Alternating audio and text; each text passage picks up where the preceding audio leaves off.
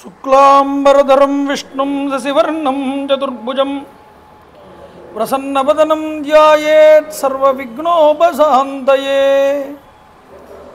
మాలాంగుండీంచడమరుం శూలం శంఖం సుదర్శనం దదానం భక్తవరదం దత్తాత్రేయం నమామ్యహం. కాషాయ వస్త్రం కరదండధారిణం కమండులం పద్మకరేణ శంఖం చక్రం గదాభూషితభూషణాఢ్యం శ్రీపాదరాజం శరణం ప్రపద్యే.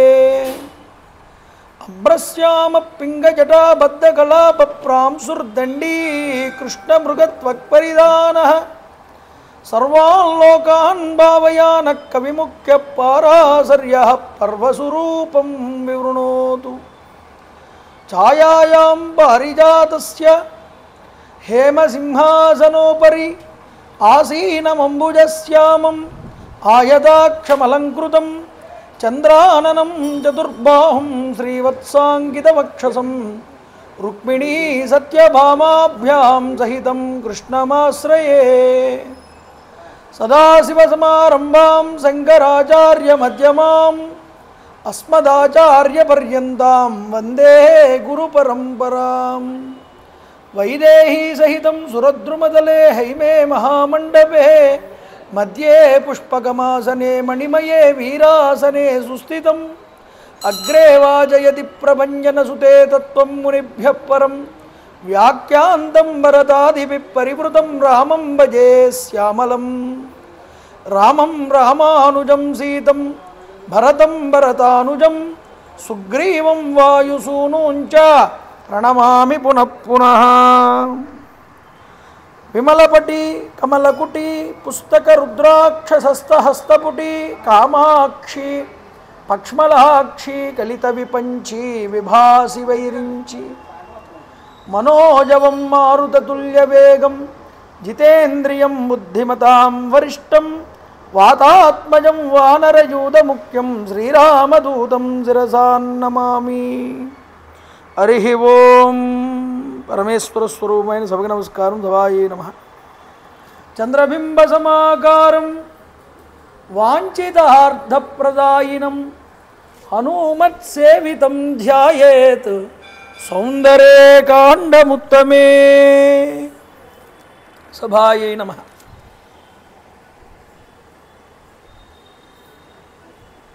నిన్నటి రోజు సుందరకాండ అంతర్గతంగా మనం సీతమ్మ తల్లి యొక్క దుఃఖాన్ని చూసి ఉన్నాం. కష్టాల్లో మనిషి ఉన్నప్పుడు ఎన్నో రకాలైనటువంటి ఆవేదనలు భావనలు మనసు యందు స్ఫురిస్తాయి. స్థితప్రజ్ఞులైనటువంటి వారు వాటిని ఏవేటిని కూడా పట్టించుకోరు. సంసారమునందు చిక్కుకున్నటువంటి వారికి మాత్రమే ఈ కష్టాలు దుఃఖాలు బాధలు అన్నీ కూడా ఉంటాయి. ధర్మపత్నిగా తాను ఉన్నది కాబట్టి పతి ధర్మాన్ని చూపించింది. పత్నిగా పతి యందు ఉన్నటువంటి ధర్మం అంతా కూడా సీతమ్మ తల్లి నిన్నటి రోజున మనకి విశదపరిచింది. రాక్షసులు ఎంతోమంది ఉన్నారు. ఎంతోమంది తనని రావణాసురుడి వైపుకి తన బుద్ధిని మరలించడానికి ప్రయత్నం చేశారు. వేటిని కూడా లెక్క చేయకుండా నన్ను తినేసినా పర్వాలేదు, నేను శరీరాన్ని విడిచిపెట్టేసినా నాకు ఇబ్బంది లేదు, నా ధర్మాన్ని నేను తప్పను, రాముడే నాకు జీవితానికి పరమావధి.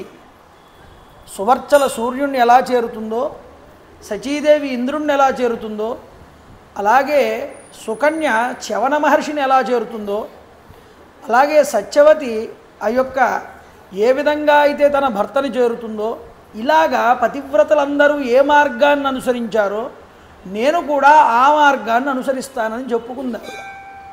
కాబట్టి ఎంతో కష్టాల్లో ఉన్న సీతమ్మకి ఈ రాక్షస స్త్రీలు అనకూడని మాటలంటూ భయపెడుతూ తినేస్తానని ఆవిడని ఎంతో దారుణంగా హింసిస్తూ ఉంటే త్రిజట అనేటటువంటి ఒక రాక్షస స్త్రీని మేల్కొని వాళ్ళందరినీ కూడా మందలించింది నిన్నటి రోజు. స్వప్నశాస్త్రాన్ని ఆధారం చేసుకుని రాముడు ఎలా దర్శనమిచ్చాడు అన్న విషయాన్ని వాళ్ళకి చెప్పింది.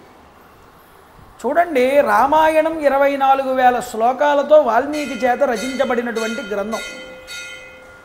ఈ 24,000 శ్లోకాలు ఒక్కొక్క 1000 శ్లోకాలకి ఒక్కొక్క బీజాక్షరాన్ని పెట్టి గాయత్రీ మంత్ర ప్రతిపాదికంగా మనకి రామాయణాన్ని చూపించాడు వాల్మీకి. గాయత్రి త్రిపదా గాయత్రి వేదం స్పష్టంగా చెప్పింది. 3 పాదములు కలిగినటువంటిది గాయత్రీ మంత్రం. ఈ 3 పాదములు కూడా త్రిజటగా చూపించారు ఇక్కడ. అందుకనే త్రిజట అనేటటువంటిది బ్రహ్మజ్ఞానం కలిగినటువంటి జ్ఞానవృద్ధ అయినది. జ్ఞానులు మాత్రమే పరమాత్మని దర్శించగలరండి. త్రిజట జన్మతః రాక్షస స్త్రీ అయినా పరమాత్మ అయినటువంటి రాముణ్ణి తన స్వప్నంలో దర్శించింది. ఎలా దర్శించింది? హంసల చేత పూంచబడినటువంటి రథం మీద వచ్చాట రామచంద్ర ప్రభు. సంధ్యా సమయంలో సముద్రం మీద వస్తూ ఆ పర్వత శిఖరం దగ్గరికి చేరుకుని అమ్మవారిని అంకం మీదకి ఎక్కించుకున్నారు. ఇవన్నీ వివరణ ఇస్తూ ఉంటే మనకేమనిపిస్తుంది అంటే, సావిత్రీదేవి సంధ్యా సమయంలో అధిష్టాన దేవత అయి ఉంటుంది. ఆవిడే గాయత్రి. ఆవిడ యొక్క వాహనం హంసండి. ఇక్కడ వాల్మీకి ఏముంటున్నాడు? రాముడు హంసలు పోల్చబడినటువంటి రథం మీద ఎక్కి వస్తున్నాడు అన్నాడు. అంటే గాయత్రి ప్రతిపాద్యమైనటువంటి గాయత్రీ మంత్రం ఏమి మనకి సూచిస్తున్నది అంటే, ఆ గాయత్రీ మంత్రానికి అధిష్టాన దేవతయై గాయత్రీదేవి ఉంటే ఆ గాయత్రీదేవి ఎవరిని ఆధారము చేసుకుని ఉన్నది అంటే ముఖ్యంగా పరమాత్మని ఆధారం చేసుకుని ఉంది అమ్మ. అందువల్ల ఏమిటి అర్థం ఏమిటి అంటే, ఇక్కడ పరమాత్మ వస్తువు ఎవరు అంటే రాముడు, హంసగా తానున్నది. కాబట్టి ఈ హంస సంధ్యా సమయానికి గుర్తు. అమ్మని అయ్యతో కలుపుతున్నది ఈ హంస. ఈ హంసే మనలో ఉన్నటువంటి హంస. ఈ హంస మనలో ఉంది కాబట్టే ఈ హంస ఈ లోపల ఉన్న జీవాత్మని పరమాత్మతో కలపాలని హంసలు లాగబడేటటువంటి రథం మీద వచ్చాట రామచంద్ర ప్రభు. అందువల్ల గుర్తుపెట్టుకోండి, పరమాత్మ ఎప్పుడూ జీవాత్మే పరమాత్మ. ఈ జీవులందరూ కలిస్తే పరమాత్మే అవుతారు. అందుకని ఈ హంసలన్నీ కలిసి ఎవరిని మోస్తున్నాయి? పరమాత్మని మోస్తున్నాయి. ఈ పరమాత్మ ఆ యొక్క జీవాత్మతో అనుసంధానమయ్యేటటువంటి ప్రక్రియను చూపించారు ఈ యొక్క త్రిజటా స్వప్నంలో. తత్వతః మీరు దర్శనం చేస్తే గుర్తుపెట్టుకోండి. అందుకనే ఇక్కడ వాడేటటువంటి ప్రతి పదము కూడా రాముడి గురించి జరగబోయే శుభసూచకాన్నంతటినీ ఇక్కడే చూపించారు. వానరుడనేవాడు వస్తాడు, ఈ లంకనంతటినీ నిర్జిస్తాడని కూడా చెప్పింది. అంటే ఏ కర్తవ్య నిర్ణయము కూడా తేల్చుకోలేనటువంటి స్వామి హనుమకి త్రిజట ఒక మార్గనిర్దేశకత్వాన్ని చేసిందండి. కింద కూర్చుని ఆయన విన్నాడంతా కూడా. అంటే తక్షణ కర్తవ్యం నీదేమిటో చెప్పగానే చెప్పింది. అంతేకాదు దుష్టబుద్ధి కలిగినటువంటి రాక్షస స్త్రీలందరినీ కూడా మీ మనసు మళ్లించుకుని ఆవిడ పాదాల మీద పడండి, మీరు చేసిన తప్పులన్నింటినీ ఆవిడ కడగగలదు. ప్రణిపాత ప్రసన్నాహి మైథిలీ జనకాత్మజ. ఆవిడ పాదాల మీద పడి శరణు వేడితే చాలు, ఇంకేమక్కర్లా. ఆవిడ మిమ్మల్ని కాపాడేస్తుంది, అనుగ్రహిస్తుంది. అంతటి దయామయురాలైనటువంటి తల్లి మరొకళ్ళు లేరు. అందరికన్నా గుణవంతురాలైనటువంటి వాళ్ళు ఎవరు అంటే, శాస్త్రంలో చెప్పిన విధంగా ఎవరైతే ధర్మమును పట్టుకుంటారో వాళ్ళే నిజానికి గొప్పవాళ్ళైనటువంటి పురుషులు. ఈ ధర్మాత్ముల్ని ఎప్పుడూ పరమాత్మ రక్షిస్తూనే ఉంటాడు. కానీ అధర్మాత్ముల విషయం, అధర్మాత్ముడు కూడా పరమాత్మ యొక్క కుమారుడే. కాబట్టి ఏమిటి అంటే పరమాత్మ నిన్నేమి శిక్షించడు. నువ్వు మనసు మార్చుకుని అయ్యా నేను తప్పు చేశాను నన్ను క్షమించని పాదాల మీద పడితే ఆయన దగ్గరికి తీసుకుంటాడు. అది చెప్పింది ఇక్కడ త్రిజటండి. ఎలాగా నువ్వు ఆవిడని శరణు వేడితే మిమ్మల్ని ఏదో కీడు చేశారు మీరు అనే ఆలోచన కూడా ఆవిడ ఎందు ఉండదు. ఒక మాతృమూర్తికి ఉండవలసినటువంటి లక్షణం మా అమ్మ జానకీమాత దగ్గర ఉన్నది అని వాళ్ళందరినీ ప్రోత్సహించింది. అంతేకాదు శకున శాస్త్రం చెప్పిందండి. ఏమని? ఆవిడ ఎడమ కన్ను అదురుతున్నది, ఎడమ భుజం అదురుతున్నది, ఎడమ తొడ అదురుతున్నది, ఆవిడికి రానున్న గడియలన్నీ కూడా శుభసూచకములని చెప్పింది. కాబట్టి ఎవడైతే ధర్మాన్ని పట్టుకుని పరమాత్మని హృదయంలో పెట్టుకుని విడిచిపెట్టకుండా ఉంటాడో సీతమ్మలాగా వాడు తప్పకుండా శుభవార్తని వింటాడు జీవితంలో ఎప్పటికైనా. ఆ మాట సీతాదేవే చెప్పింది. కాబట్టి ఇలా చెప్తున్నటువంటి త్రిజటకేసి అమ్మవారు చూసి నువ్వు నిజంగా చెప్పిన మాటలన్నీ నిజమైతే ఓ త్రిజట రాముడి నుంచి మీకు అభయాన్ని ఇస్తాను నేను అలా అనుగ్రహించింది ఆవిడ. ఎంతలా ఎన్ని మాటలు విన్నా ఒక మానవకాంతగా ప్రవర్తించే స్థితిలో ఉన్నటువంటి సీతామాతకి రాముడి యొక్క ఎడబాటు తీరనటువంటి దుఃఖం. భర్త దగ్గర లేకపోతే ఏ స్త్రీకైనా ఆ బాధ ఉంటుంది కదండి. దగ్గర లేకపోతేనే ఆ బాధ ఉంటే ఎవరూ తెలియని వాళ్ళు ఉన్నటువంటి ప్రదేశంలో ఉండి వికృతమైనటువంటి మాటలు, చూపులు, చేష్టలు, రూపాలు కలిగినటువంటి వ్యక్తుల మధ్య ఒక అబల అయినటువంటి స్త్రీ ఎలా మసలగలదు? అందువల్ల రాక్షసి ఎంత గొప్పగా మాటలు చెప్పినా ఆవిడ మనసు కుదుట పడలేదు. పైకి ఆనందంగానే ఉంది ఆ మాటలు విన్నా, కానీ ఆవిడకి తృప్తి లేదు. ఎందుకు లేదంటే తన భర్త తన ఎదురుగా లేడు. పరిపరి విధాలుగా వెళ్తోంది మనస్సు. ఎందుకంటే రావణాసురుడు మాట్లాడినటువంటి మాటలు అలాంటివి. ఎలాగైనా నన్ను వధించేస్తాడు ఈ రావణుడు, ఇంకా 2 నెలలు గడువు ఉంది, ఇలాంటి స్థితిలో నేను ఆత్మహత్య చేసుకోవడమే సరి అయినటువంటి మార్గము అనుకుంటోంది. ద్విజుడు బ్రాహ్మణుడు ఉపనయనం కానివాడికి మంత్రోపదేశం ఎలాగైతే చేయకూడదో అలాగా నేను ఈ రాక్షసుడికి నా మనస్సుని ఎప్పటికీ కూడా అర్పించను. రాముడు 2 నెలల గడువు లోపల ఇక్కడికి రాకపోతే ఈ దుర్మార్గుడైనటువంటి రావణాసురుడు నన్ను ఛేదించి వేస్తాడు. అయ్యో, నిజానికి నేనేమనుకుంటున్నాను అంటే కాలపురుషుడే, మృత్యుదేవతే ఈ జింక రూపంలో వచ్చి నన్ను భ్రమ పెట్టింది అని నేను అనుకుంటున్నాను. ఏది నీకు తగని వస్తువో, దేనివల్ల నువ్వు పాడైపోతావో, దేనివల్ల జోలికి వెళ్తే నువ్వు నశించిపోవడానికి ఇక అది కారణమవుతుందో అలాంటి దాని జోలికి నువ్వు ఎన్నటికీ వెళ్ళకూడదు. అది నీకు మంచిదా, అది నీకు చెడ్డుదా అని ఆలోచించుకునే యుక్తాయుక్త విచక్షణ నీకు లేనప్పుడు నువ్వు గురువుని ఆశ్రయించాలి, సత్పురుషుణ్ణి ఆశ్రయించాలి. అలా ఆశ్రయించి కూడా నీ మనసు చెడబుద్ధి వైపుకి వెళ్తే గురువు చెప్పినా ఒరే అది నీకు మంచిది కాదు వెళ్ళొద్దు అని వెళ్తే నిన్ను రక్షించేవాడు ఎవడు ఉండడు. అందువల్ల సీతమ్మ ఏమనుకుంటోంది అంటే రాముడు చెప్పినా లక్ష్మణుడు చెప్పినా నేను వినలేదు. రాముణ్ణి బలవంతంగా పంపించేశాను, లక్ష్మణుణ్ణి 4 తిట్లు తిట్టి మరీ పంపించాను.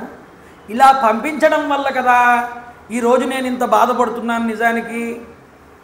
కాబట్టి నిజానికి ఇదంతా విధి, కాలం ఏదైతే ఉందో అది నన్ను ప్రేరేపించింది, ఇది నన్ను ఈ వైపుకు నడిపించింది నిజానికి. చూడండి రామ, నిజానికి నువ్వు సత్యవ్రతుడివయ్యా. రాముణ్ణి తలుచుకుంటోంది. ఒకటికి 2 సార్లు తలుచుకుంటుంది సీతామాత. హనుమ కూడా తలుచుకుంటారు. రాముడు కనిపించకపోయినా రాముడి గుణగణాలు 1కి 2 సార్లు కీర్తించబడతాయి. అందువల్ల ఇది సుందరమై. నువ్వు సత్యవ్రతుడివి. హా రామ సత్యవ్రతో దీర్ఘబాహో హా పూర్ణచంద్ర ప్రతిమానవక్త్ర హా జీవలోకస్య హితప్రియశ్చ వద్యాం నమాం వేత్సి రాక్షసానాం. అయ్యా నువ్వు దీర్ఘ బాహువివి, ఆజానబాహుడివయ్యా. నువ్వు నిండు చంద్రుడి వంటి వాడివి, సకల ప్రాణులని కూడా కాపాడేటటువంటి వాడివి, హితైషివి, ప్రియతముడివి. నీ భార్యనైనటువంటి నేను ఈరోజు రాక్షసులు చెరలో ఉన్నాను. వీళ్ళు నన్ను వధించబోతున్నారు. నీకు ఈ విషయం తెలియదా స్వామి? నీకు తెలియట్లేదా నేను ఇక్కడ ఇంత బాధపడుతూ ఉంటే అని పరమాత్మని వేడుకుంటోందండి సీతామాత. అంటే తన భర్తని ఎంతలా ప్రాధేయపడుతోందో, ఎంతలా పశ్చాత్తాపడుతున్నదో భర్తతో చెప్పుకుని తన బాధని స్వామి హనుమ కనిపెడుతున్నారు పైన కూర్చు. ఎవరైనా చేస్తారు తప్పులు జీవితంలో, కానీ దాని యందు పశ్చాత్తాప బుద్ధి కలగడం ఉంటుందే, ఇది మనిషికి అసలైనటువంటి మార్పు రావడం జీవితంలో. కొంతమంది ఉంటారు తప్పులు చేసేస్తారు, కానీ వాడు చేసిందే కరెక్ట్ అనుకుంటాడు, అదే పద్ధతి అంటాడు, ఎదుటివాడితో కావస్తే వాదిస్తాడు.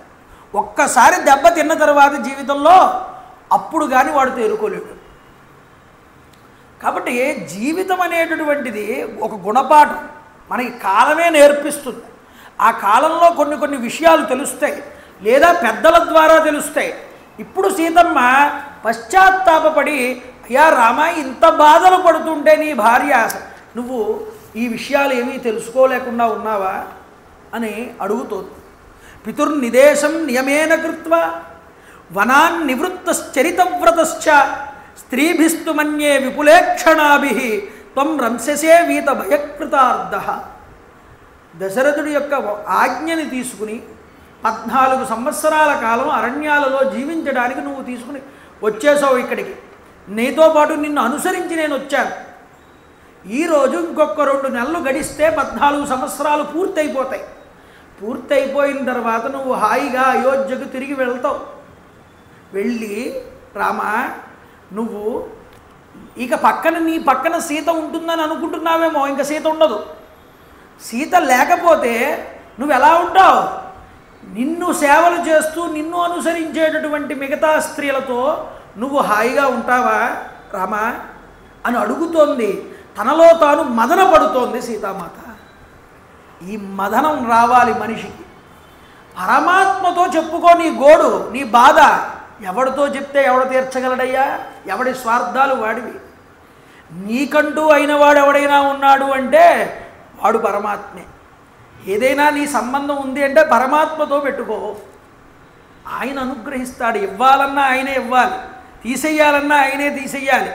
ఆయన అనుగ్రహం మనకు ఉండాలి. కానీ వీళ్ళ యొక్క బుద్ధి చాంచల్యత ముందు మన బోటి వారి యొక్క సమస్యలు ఎలా కనిపిస్తాయో మీకు తెలియందిగో. అందువల్ల మనుషుల్ని నమ్ముకోకయ్యా, దైవాన్ని నమ్ము. దైవమే మనిషిని ప్రేరేపిస్తాడు కాలం వచ్చినప్పుడు. ఇది చూపిస్తోంది సీతమ్మ మాట. వాక్కులో ఈ వాక్కులు పలుకుతున్నాయి. అందువల్ల ఆవిడేమంటోంది రాముడితో, రామ కాబట్టి నువ్వు హాయిగా వెళ్ళిపో అయోధ్యకి. నేను మాత్రం ఒక్క విషయం చెప్తున్నాను, గుర్తుపెట్టుకో రామ. ఏమిటి అంటే, సా జీవితం అహం తు రామ త్వయి జాతకామ చిరం వినాశాయ నిబద్ధభావ. నేనైతే నీ అందే ఆసక్తురాలనై అనురక్తురాలనై ఉన్నాను. నువ్వు తప్ప నాకు మరొక విషయం తెలీదు. నాకు నువ్వే దైవం, నువ్వే గురువు. నాకు ఏదైనా తెలుసు అంటే జీవితంలో రామ నిన్ను తప్ప నేను ఇంకెవరిని చదవలేదు. నాకు నువ్వే అండగా ఉండాలి. కాబట్టి చిరకాలము కూడా నీ అందే నేను బద్ధ అనురాగంతో ఉన్నాను. నన్ను అనుగ్రహించవయ్యా. ఈ రాక్షసులు పెట్టేటటువంటి బాధలు నేను భరించలేను. అయితే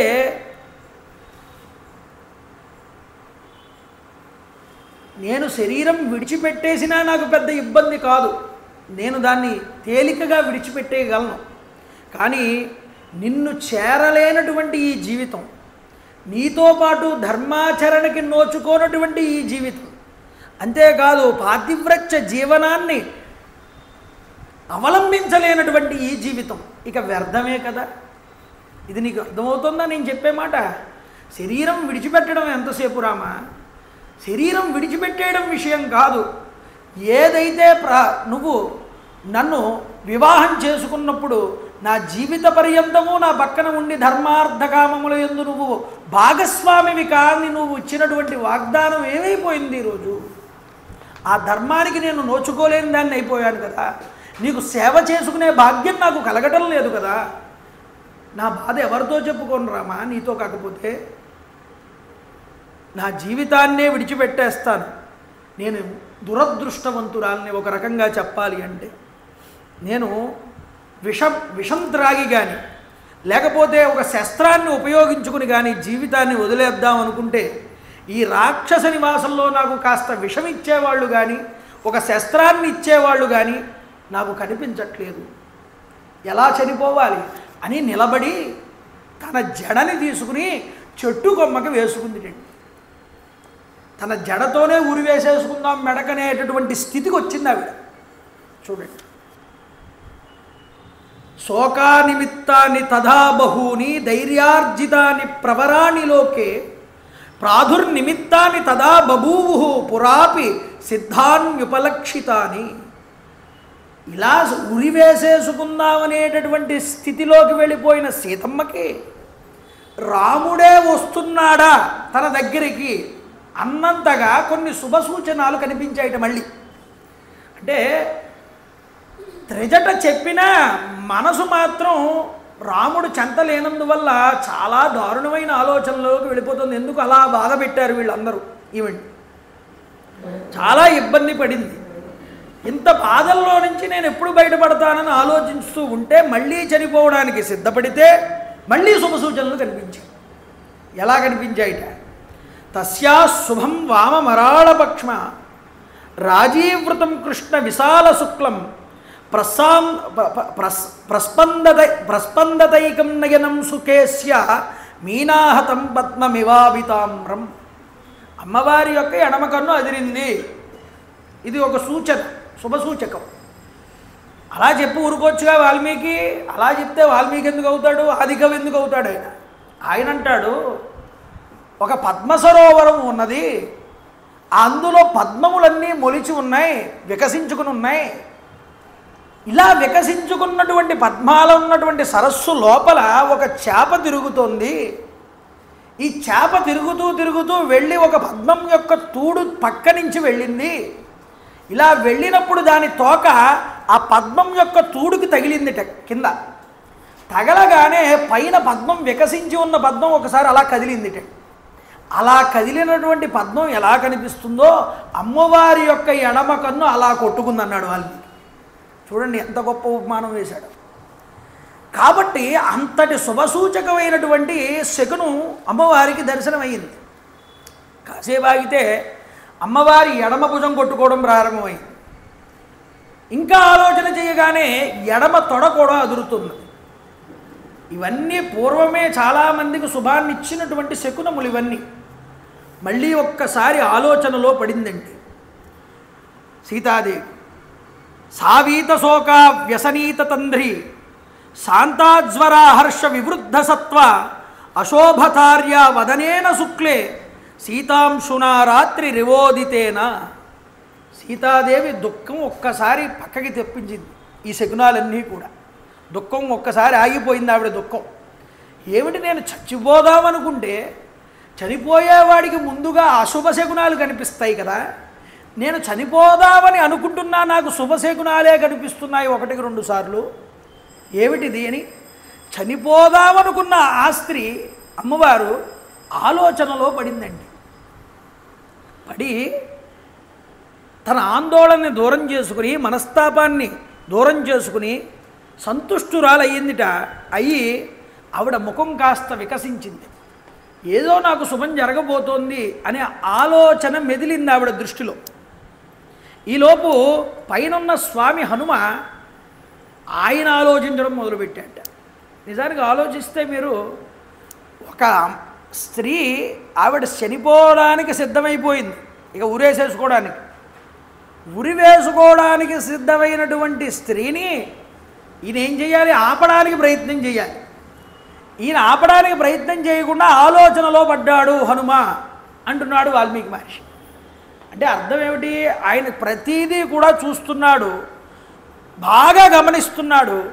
ఈవిడ చనిపోవడానికి సిద్ధపడుతున్నా ఈవిడికి ఎందుకు కనిపిస్తున్నటువంటి ఈ శుభలక్షణాలు ఈవిడ్ని చనిపోనివ్వట్లేదు, ఆలోచింపచేయిస్తున్నది అని.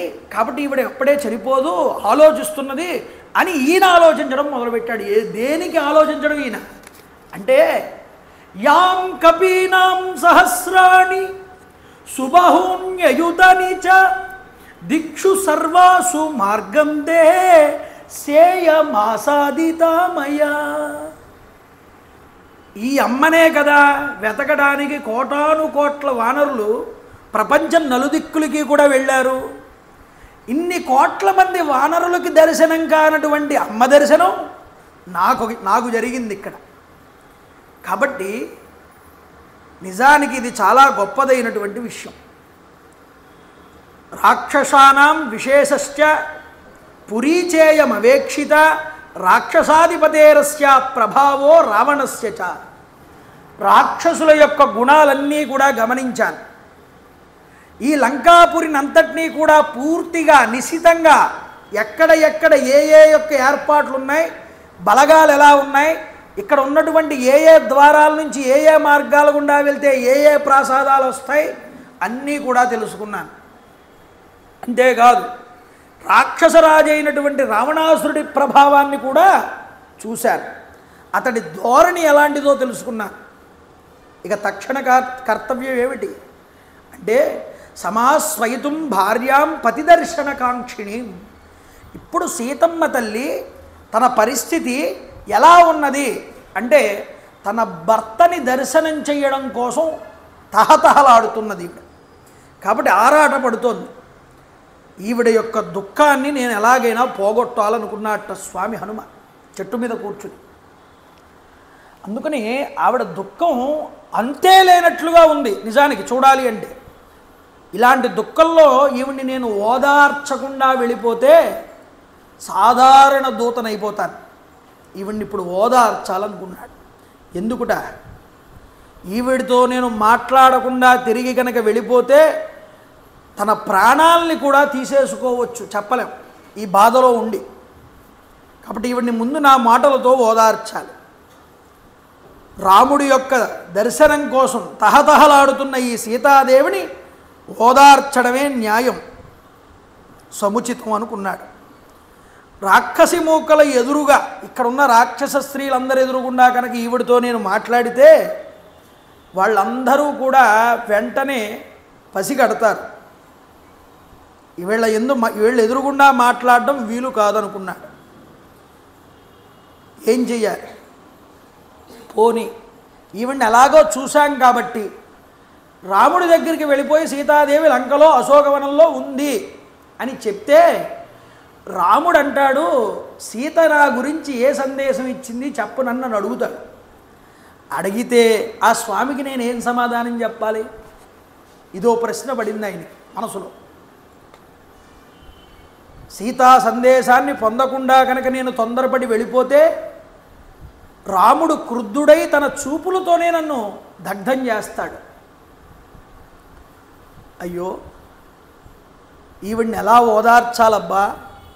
రామకార్యార్థం ఇక్కడికి రావడానికి సుగ్రీవుడి నేను ప్రోత్సహించాను కాబట్టి సుగ్రీవుడిని కనుక ప్రోత్సహించి, నాయనా సీతాదేవి అక్కడుంది నువ్వు వచ్చేయి అని సుగ్రీవుడి సైన్యాన్నంతటినీ ఇక్కడికి తీసుకురావడానికి ప్రయత్నం చేసినా ఈలోపు ఈవిడ శరీరాన్ని విడిచిపెడితే సుగ్రీవుడు ఇచ్చిన మాట ఒమ్మైపోదు.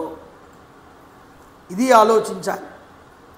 సామాన్య మానవుల రీతిలో కనుక ఈవిడితో నేను కనుక మాట్లాడితే ఈవిడ నన్ను ఎలా విశ్వసిస్తుంది? ఒక వానరం మానవుల్లాగా ఎలా మాట్లాడుతుందో అనుకుంటుంది. పోనీ బ్రాహ్మణోత్తముల్లాగా సంస్కృతంలో మాట్లాడితే ఒకవేళ ఈవిడితో రావణాసురుడే ఈ వేషం వేసుకుని వచ్చాడు, లేకపోతే ఒక వానరం సంస్కృతంలో మాట్లాడడం ఏమిటి అని అనుకోవచ్చు. లేదా సామాన్య మనుషులు మాట్లాడుకునే అర్థవంతంగా మాటలతో నేను మాట్లాడితే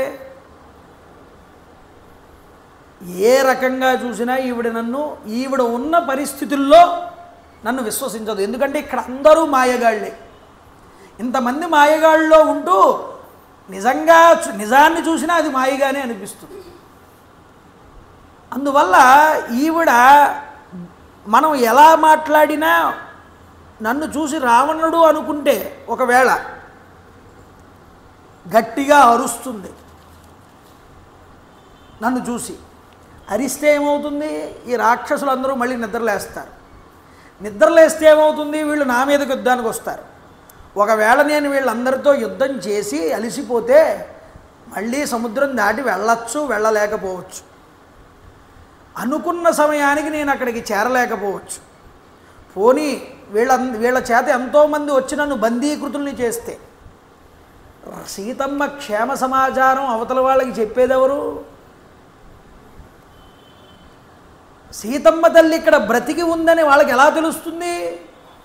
ఎక్కడ చూసినా సముద్రమే. దీన్ని దాటగలిగి ఇక్కడికి రాగలిగిన మొనగాడు ఎవరున్నారు? ఇదంతా ఆలోచించవలసినటువంటి విషయం అనుకున్నాడు ఆయన. ఇప్పుడు ఈవిడిని ఎలా మనం ఓదారిస్తే బాగుంటుంది? ఈ అమ్మవారు ఉంచిన రహస్య ప్రదేశం చేరడానికి ఎలాంటి మార్గాలు లేవు. చుట్టూ సముద్రం, చాలామంది రాక్షసులు కాపలా కాస్తున్నారు. వేల కొలది రాక్షసుల్ని సైతం యుద్ధంలో నేను పూర్తిగా హతమార్చిన ఈ సమరంలో నిమగ్నుడై ఉండడం వల్ల ఈ సముద్రం అవతలి తీరానికి సకాలంలో నేను వెళ్ళలేకపోతే ఏమవుతుందబ్బా? అసత్యాని చ యుద్ధాని సంశయో మే న రోచతే కశ్చ నిస్సంశయం కార్యం కుర్యాత్ ప్రాజ్ఞా సంశయ. యుద్ధరంగంలో జయ అపజయాలనేటటువంటివి అనిశ్చితములు. ఎవరు నెగ్గుతారు, ఎవరు ఓడతారనేది దైవాధీనాలు, మన చేతుల్లో ఉండవు. సంశయాత్మకమైనటువంటి కార్యాలలో పాలు పంచుకోవడం నాకు ససేమిరా ఇష్టం లేదన్నాడు. లోతుగా ఆలోచించి తొందరపడి ఏ నిర్ణయం తీసుకోకూడదు అనుకున్నాడు. సీతాదేవితో మాట్లాడకుండా నేను వెళ్ళిపోతే ఆవిడ ప్రాణత్యాగం చేసుకోవచ్చు. ఆమెతో సంభాషిస్తే కనుక రాక్షసుల వల్ల నాకు ఈ మహా విపత్తు సంభవించవచ్చు. ఇలా ఆలోచనల్లో పడి సతమతం అవుతున్నాడు. భూతాశ్చార్ధ్యా విపద్యంతే దేశకాల విరోధిత విక్రమం దూతమాసాద్య తవ సూర్యోదయేయద అర్ధానర్ధాంతరే బుద్ధి నిశ్చితాభి నశోభతే గాతయంతి కార్యాణి దూత పండితమానిన. పండితుడైనటువంటి వాడు దూతగా వచ్చి నేను పండితుణ్ణి అనుకుని వాడు కార్యాలన్నింటినీ చెడగొడతాడు. అనవసరమైన ఆలోచనలన్నీ ఆలోచించి నేను అలా ఆలోచించకూడదు. ఈ అమ్మతో మాట్లాడాలి అంటే నాకు ఒకటే మార్గం కనిపిస్తోంది అనుకున్నాడు. ఏమిటా మార్గం? చూడండి, బుద్ధిమతాం వరిష్ఠుడు అంటే అది. ఇందాకటి నుంచి ఈవిడ పడుతున్న బాధ, ఈవిడికి కలిగిన శోకం, ఈవిడ మాట్లాడే మాటలు, రాక్షస స్త్రీలు మాట్లాడిన మాటలకి ఈవిడ చెప్పినటువంటి సమాధానం, ఇవన్నీ కూడా వింటే నాకు మాత్రం ఒకటి నిశ్చయం అని అనిపించింది. ఏమిటంటే ఈ అమ్మవారి యొక్క మనస్సంతా రాముడి మీదే నిలబడి ఉన్నది. అందువల్ల నేను రామచంద్ర ప్రభువునే కీర్తిస్తే ఈవిడ నన్ను విశ్వసించవచ్చు అనుకున్నాడు. ఆవిడ మనసంతా రాముడి మీద ఉంది కాబట్టి. అందున మాకు ఏ కష్టాలు వచ్చినా ఆ కష్టాల నుంచి మేము బయటపడ్డాము అంటే ఒక రామకథే కారణం. స్వయం ప్రభాబిలంలో చిక్కుకుపోయినప్పుడు రామకథ చెప్పుకుంటేనే ఆవిడ మమ్మల్ని అనుగ్రహించింది. అంతేకాదు సంపాది దగ్గర మేము రామకథ చెప్పుకుంటేనే మాకు సీతమ్మ జాడ తెలిసింది. అంతేకాదమ్మా, ఇక్కడ నాగమాత అయినటువంటి సురస దగ్గర రామకథ చెప్తేనే నాకు బుద్ధి ద్యోతకమయ్యింది. లంకిణి దగ్గర కూడా రామకథే చెప్పాను. ఇలాగ నాకు ఎక్కడైనా సరే రామకథ వల్లే నేను ముందరికి వెళ్ళగలిగా. ఇప్పుడు ఈ అమ్మ మనస్సంతా రాముడి మీద ఉంది కాబట్టి నేను రామకథే చెప్తానన్నాడు ఆయన పైన కూర్చో. ఇక ఇంతకు మించి మార్గం నాకు కనిపించట్లేదు కాబట్టి వానర రూపంలో ఉండి పైన కూర్చుని సీతమ్మ తల్లికి మాత్రమే వినిపించేలాగా పైన కూర్చుని కథాగానం చేశాటండి. పాట రూపంలో పాడాట అమ్మవారికి వినిపించేలాగా. అప్పుడే రాక్షస స్త్రీలందరూ త్రిజట చెప్పిన తిట్టిన తిట్లన్నిటికీ కూడా ముఖం చాటేసుకుని దూరంగా పోయి నిద్రిస్తున్నారు. వాళ్ళకి కనిపించకుండా వినిపించకుండా సీతమ్మకి మాత్రమే వినిపించేలాగా కథాగానాన్ని బయలుదేరదీశాడండి. అంటున్నాడు, రాజా దశరథో నామ రథకుంజర వాజిమాను పుణ్యశీల మహాకీర్తి ఇక్ష్వాకూణాం మహాయసాః రాజర్షీణాం గుణశ్రేష్ఠః తపసః చర్షిభిః సమః చక్రవర్తి కులే జాతః పురంధర సమోబలే. దశరథుడు అనేటటువంటి మహారాజు గారు ఉన్నారు ఇక్ష్వాకు వంశంలో. ఆయన మహానుభావుడు, ధర్మయుక్తంగా రాజ్యాన్ని పరిపాలన చేశాడు. రథాలు, ఏనుగులు, శ్యామకర్ణాలతో ఉన్న అశ్వాలు మొదలైనటువంటి దళాలతో బలం కలిగినటువంటి సేనాబలం కలిగినటువంటి వాడు, దాన ధర్మాల చేత వాసికెక్కిన వాడు, సరళ స్వభావుడు, శౌర్య విక్రమాలు కలిగినటువంటి మహారాజా దశరథ మహారాజు గారు. మామగారిని గట్టిగా పొగిడాడు. అవతల వ్యక్తి ఎలా రెస్పాండ్ అవుతారో మనం ఏం మాట్లాడితే అది బాగా తెలిసినవాడు స్వామి హనుమ. అందుకని ఆవిడికి నమ్మసఖ్యం అయ్యే విధంగా రామకథ చెప్తున్నాడు. ఇది గొప్ప విషయం. చూడండి, అహింసారతి రక్షుద్రో గృణీ సత్యపరాక్రమ ముఖ్యేశ్చే ఇక్ష్వాకు వంశస్య లక్ష్మీవాన్ లక్ష్మీవర్ధన.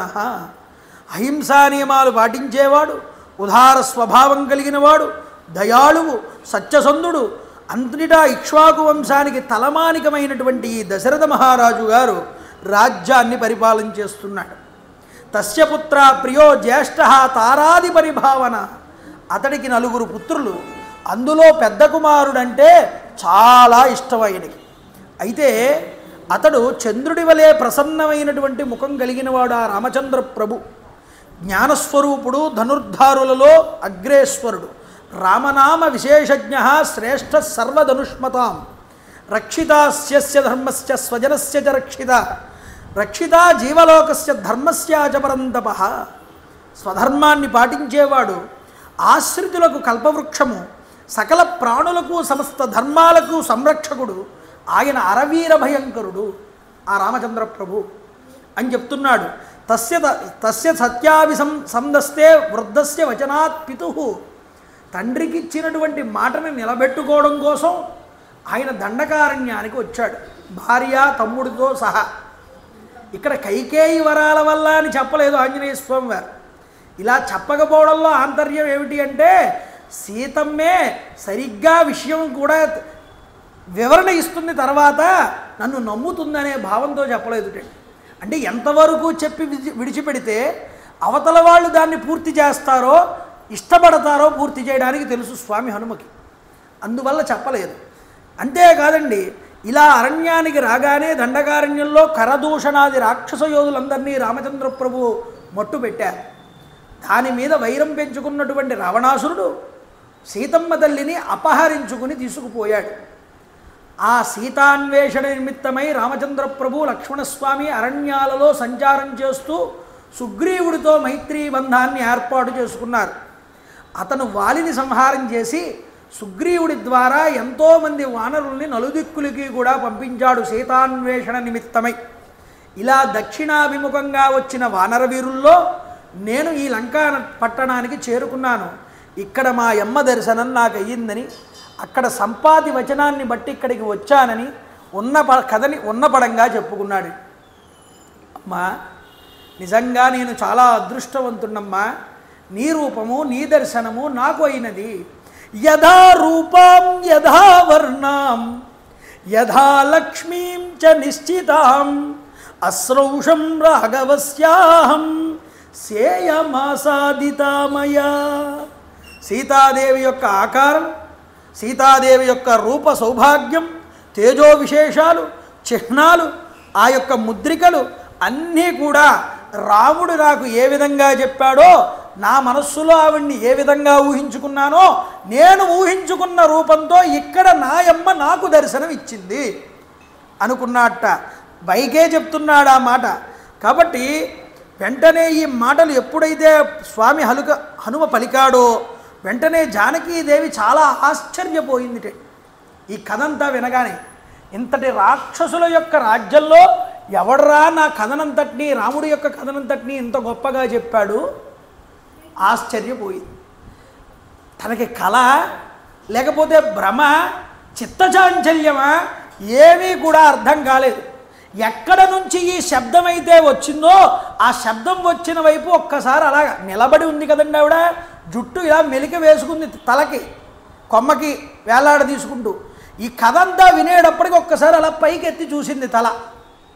చూడగానే సాతీర్యగూర్ధ్వంచ తథాప్యదస్తాతు నిరీక్షమాణా తమచింత్య బుద్ధిం దధర్ష పింగాదిపతేరమాత్యం వాతాత్మజం సూర్యమివోదయస్తం రమారమణ గోవింద గోవింద. సీతమ్మ తల్లికి హనుమ యొక్క దర్శనం అయ్యిందండి. చెట్టు మీద ఉన్నటువంటి స్వామి హనుమ దర్శనం. ఎలా ఉన్నట్ట? బాల సూర్యబింబంలాగా మెరిసిపోతున్నట్ట స్వామి హనుమ. ముఖబింబం సంజారుణ కాంతుల వలె ఎర్రగా మిరమిట్లు గలుపుతున్నదట. కాస్త వంకర కలిగినటువంటి దవడతో కనిపించాట స్వామి హనుమ. అలాంటి హనుమని అమ్మవారు దర్శనం చేశారు. చూడండి, వాయుసుతుడండి. వాయువు మనిషి యొక్క ప్రాణాన్ని నిలబెడుతుంది. ఈ వాయువుని వాక్కుగా మార్చి ఈరోజు స్వామి హనుమ సీతమ్మ తల్లి యొక్క ప్రాణాన్ని నిలబెట్టాడు. అందుకునే మృత సంజీవని రామ కథామృతము అంటారు శాస్త్రంలో. రామ కథ చచ్చిపోయేవాడిని కూడా బ్రతికిస్తుంది. ఇది గుర్తుపెట్టుకోండి. రామకథ ఎక్కడ చెప్పబడుతూ ఉంటుందో వాడి ఆయుష్ పెరుగుతూ ఉంటుంది. దీనికి నిదర్శనం ఏమిటి? ఎవరిదో నిదర్శనం ఉదాహరణ కాదు. చచ్చిపోతానని నిశ్చయం చేసుకున్నటువంటి సీతమ్మే రామకథ వినిపించగానే మళ్ళీ శరీరాన్ని నిలబెట్టుకుంది చనిపోకుండా. అంతటి రామకథని స్వామి హనుమ అమ్మ ఎదురుగుండా గానం చేశాడు. అమ్మవారి ప్రాణాలని నిలబెట్టాడు ఆయన. గుర్తుపెట్టుకోండి. అప్పుడు రామ కథ మనల్నే కాదు దేవతల్ని కూడా రక్షిస్తుంది. సీతమ్మ తల్లినే రక్షించింది అంటే రామ కథకి ఎంత శక్తి ఉందో మీరు ఆలోచించాలి. అప్పుడు రామ కథ వినాలి, ఆయుష్ని వృద్ధి చేసుకోవాలి. అందువల్ల రామకథ కదండి. రామనామం, రామ స్మరణ, రామ అనేటటువంటి పురుషుడి యొక్క కథ ఎక్కడ నిరంతరము వినిపిస్తూ ఉంటుందో అక్కడ ఈతి బాధలు ఉండవు, రోగ బాధలు ఉండవు, అపమృత్యువులు ఉండవు. గుర్తుపెట్టుకోండి.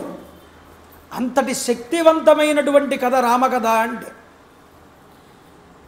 తతశాకాంతరే లీనం దృష్ట్వా చలితమానస వేష్టితార్జున వస్త్రంతం విద్యుత్ సంఘాత పింగళం. సీతాదేవి ఒక్కసారి ఉలిక్కి పడిందిటండి ఈ స్వరూపాన్ని చూడగానే.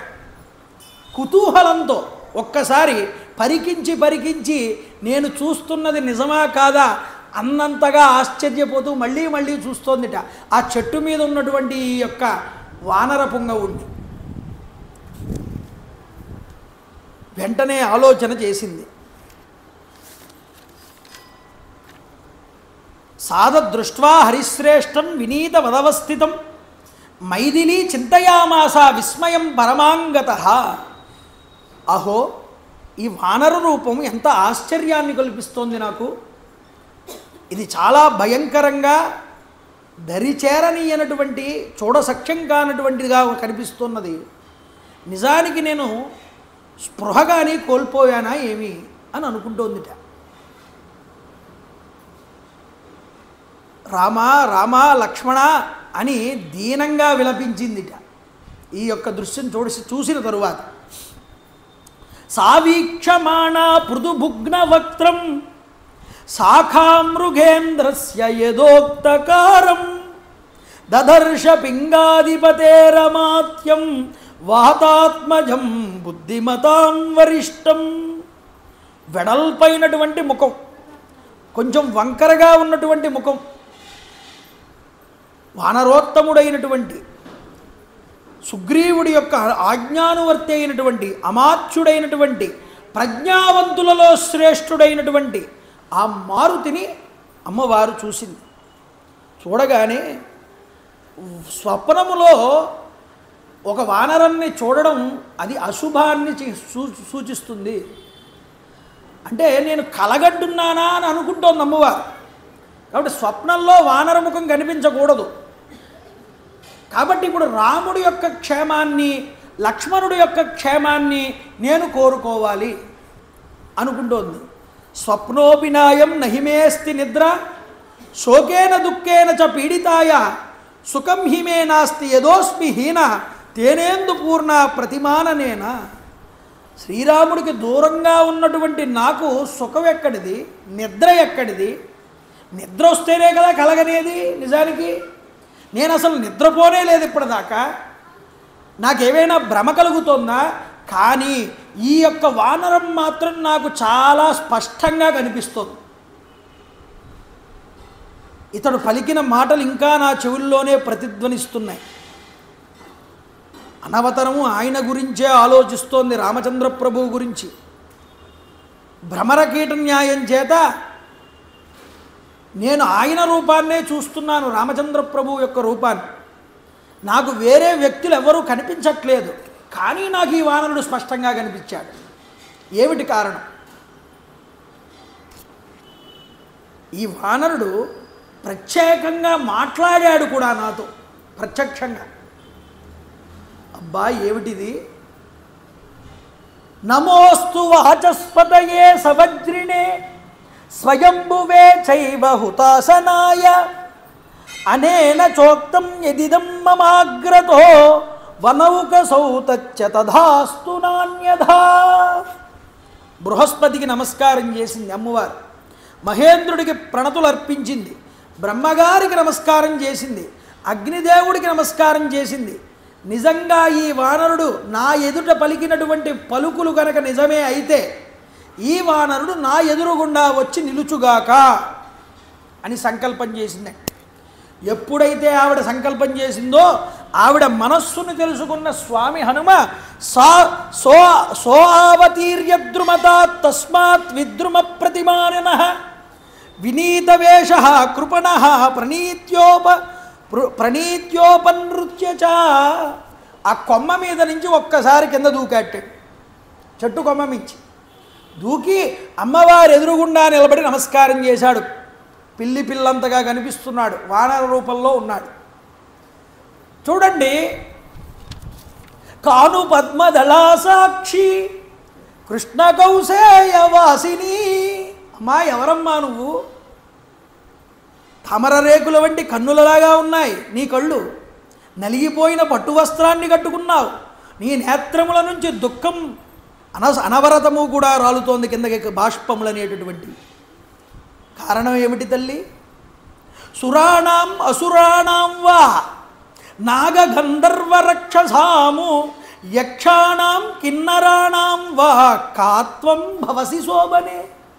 నువ్వు రాక్షస స్త్రీవా, దేవతా స్త్రీవా, లేకపోతే గంధర్వ స్త్రీవా, యక్షజాతికి చెందినటువంటి స్త్రీవా? ఎవరమ్మా నువ్వు? కిన్నెర జాతికి సంబంధించిన స్త్రీవా? ఎవరో చెప్పు. కాత్వం భవసి రుద్రాణం మరుతం వా వరననే. రుద్రజాతికి చెందిన దానివా, మరుత్తు జాతికి చెందిన దానివా? ఎవరమ్మా? చంద్రమసాహీన పతిత విబుధాలయాతు రోహిణీ ద్యోతిషాం శ్రేష్ఠ శ్రేష్ఠ సర్వగుణాన్విత దివి నుండి భువికి చేరి చంద్రుని నుండి విడివడిపోయినటువంటి రోహిణివా? కళ్యాణి, ఓ అమ్మా, ఎవరమ్మా నువ్వు? రుసరుసుల వల్ల కానీ పొరపాటు వల్ల కానీ భర్త అయినటువంటి వశిష్ఠుడి యొక్క కోపానికి గురి అయినటువంటి అరుంధతిలాగా కనిపిస్తున్నావు. ఓ సుమధ్యమా, నీ పుత్రుడెవరు? కోను పుత్ర పితా భ్రాత భర్తావాతే సుమధ్యమా? నీ తండ్రి ఎవరమ్మా? నీ పుత్రులెవరు? నీ భర్త ఎవరు? వీళ్ళ గురించి చెప్పమ్మా. రోదనాది నిశ్వాసాత్ భూమి సంస్పర్శనాదపి, కళ్ళంపట నీళ్లు రావడం చేత, నీ పాదములు భూమిని తాకి ఉండడం చేత నువ్వు మానవకాంతవనే నేను అనుకుంటున్నాను. మానవ స్త్రీకి ఉండవలసిన లక్షణాలన్నీ నీ యందు ఉన్నాయి. మహిషి భూమిపాలస్య రాజకన్యాసిమే మత, రాజవంశానికి చెందినటువంటి స్త్రీలాగా కనిపిస్తున్నావు నువ్వు. రావణేన జనస్థానాత్ బలాదా అపహృతాయది, జనస్థానంలో రావణాసురుడి చేత ఎత్తుకుపోబడి తీసుకురాబడినటువంటి మా యమ్మ జానకీమాతమే కాదు కదా అని ప్రశ్నార్థకంగా అడిగాడు. సీతా త్వమసి భద్రంతే తన్మాచక్ష్వా పృచ్చత, నిజంగా నువ్వు మా యమ్మ జానకీమాతవే అయితే నీకు శుభము కలుగుగాక, నీకు మేలగుగాక. బుద్ధిమతాం వరిష్ఠుడు, ఆయన మాట్లాడితే అంత స్వచ్ఛంగా నిర్మలంగా ఉంటుందండి. అమ్మా, లోకోత్తర రూపం, దైన్య స్థితిలో ఉన్నావు, తాపస వృత్తిలో గడుపుతున్నావు. ఇలాంటి విషయాలన్నింటినీ దృష్టిలో ఉంచుకుని చూస్తూ ఉంటే నిజానికి నువ్వు రామచంద్ర ప్రభువు వారి యొక్క ఇల్లాలవేనని నేను అనుకుంటున్నానన్నాడు. సాతస్య వచనం శ్రుత్వా రామకీర్తన హర్షిత, ఎప్పుడైతే రామచంద్ర ప్రభువు వారి యొక్క మాట హనుమ యొక్క నోటి నుంచి వచ్చిందో ఆనంద చికితురాలైపోయిందిటండి సీతామాత. ఇప్పటి వరకు ఎవ్వడూ కూడా రాముడి గురించి అక్కడ ప్రస్తావన ఎత్తలేదు, రాముడి క్షేమ సమాచారాల గురించి చెప్పలేదు. అమ్మా, నువ్వు రామచంద్ర ప్రభు భార్యవైతే నీకు భద్రమగుగాక అని ఎప్పుడైతే ఈయన అడిగాడో ఆనంద చికితురాలయ్యింది. అమ్మా, ఎవరు నువ్వు? ఎక్కడ నీ గురించి నాకు చెప్పమ్మా అన్నాడు. ఉవాచవాక్యం వైదేహి హనుమంతం ద్రుమాశ్రితం, వెంటనే ఆవిడ తనని తాను పరిచయం చేసుకుందిటండి. నేను రామచంద్ర ప్రభు వారి యొక్క దూతగా వచ్చిన వాడిని అనగాని, పృథివ్యాం రాజసింహానాం ముఖ్యస్య విదితాత్మన స్నుషా దశరథస్యాహం శత్రు సైన్య ప్రతాపిన, నా మామగారు శత్రు సైన్య సంహర్త అయినటువంటి దశరథ మహారాజు గారు మొట్టమొదట తన మామగారి గురించి చెప్పింది. దుహితా జనకస్యాహం వైదేహస్య మహాత్మన, నేను జనక మహారాజు విదేహరాజు అయినటువంటి జనక మహారాజు గారి కూతుర్ని. సీతేతి నామనాంనాహం, అహం, నా పేరు సీత అని వ్యవహరించబడుతున్నది. భార్య రామస్య ధీమత, నేను రామచంద్ర ప్రభు వారి యొక్క భార్యను.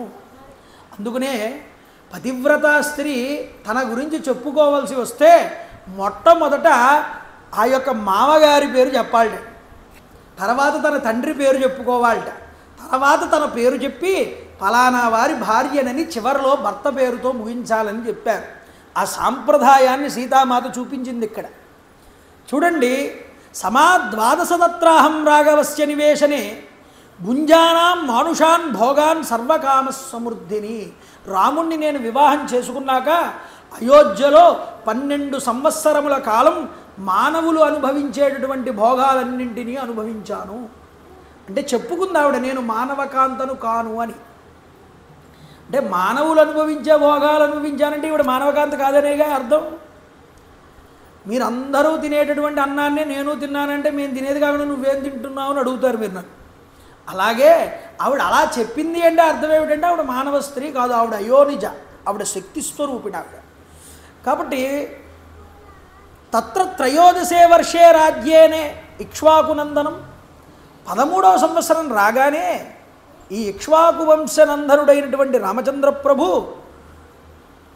పట్టాభిషేకానికి అర్హుడయ్యాడని దశరథుడి చేత పట్టాభిషేకానికి సన్నద్ధుడయ్యాడు.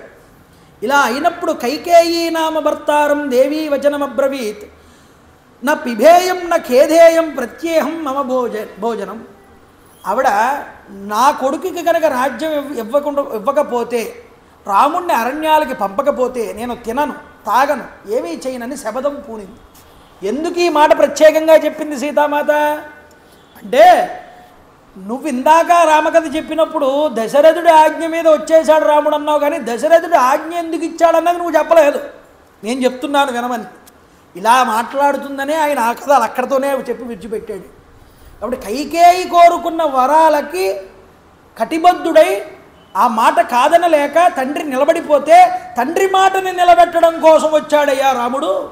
ఆయన వస్తూ ఉంటే ఆయనని అనుసరించాను నేను. ఆయన్ని కూడా తమ్ముడు లక్ష్మణుడితో నాతో కలిసి దండకారణ్యానికి వచ్చాడు. ఆయన వచ్చి ఆయన దండకారణ్యంలో రాక్షసులందరినీ కూడా మట్టుపెట్టాడు. ఈ ఆభరణాలని పట్టు వస్త్రాలని విసర్జించి మనస్ఫూర్తిగా రాజ్యాన్ని విడిచిపెట్టి తన తల్లి అయిన కౌసల్యాదేవి దగ్గర ఉండమని నన్ను ఆదేశించాడు. నేను దానికి ఒప్పుకోలేదు. నిర్మలమైన మనసు కలిగిన వాడు రాముడు, ప్రశంసించదగినటువంటి వాడు. మేము రాజుగారి ఆదేశాన్ని తలదాల్చి దీక్షతో వనంలో అడుగుపెట్టాం. రాముడి భార్యనైనటువంటి నన్ను ఈ దుష్టరావణుడు ఎత్తుకొచ్చాడు, ఈ లంకలో పెట్టాడు. ఇక 2 మాసాలు మాత్రమే గడువు పెట్టాడు అన్న విషయాన్ని చెప్పింది. మిగతా కథంతా నీకు తెలుసు కదా హనుమా. ఇలా మాట్లాడితే అహం రామస్య సందేశాత్ దేవీ దూతస్తవాగత, ఈ కథంతా నీకు తెలుసు కదయ్యా అన్నది. అంతే ఎప్పుడైతే చెప్పాడో, అమ్మా తల్లి జానకీదేవి, నేను రామచంద్ర ప్రభు యొక్క దూతను. ఇప్పుడు చెప్తున్నాడు దూతనని, ఇప్పటిదాకా చెప్పను కూడా చెప్పలేదు. రాముడు భార్యవి నువ్వైతే నీకు క్షేమం కలుగుగాక అన్నాడని ఈ విషయం అంతా చెప్పింది. రామకథ వినిపించాడు కాబట్టి. రామకథకి అంత శక్తి ఉందంటే, నేను రాముడు యొక్క దూతని, ఆ స్వామి యొక్క సందేశంతో నీ దగ్గరికి వచ్చాను.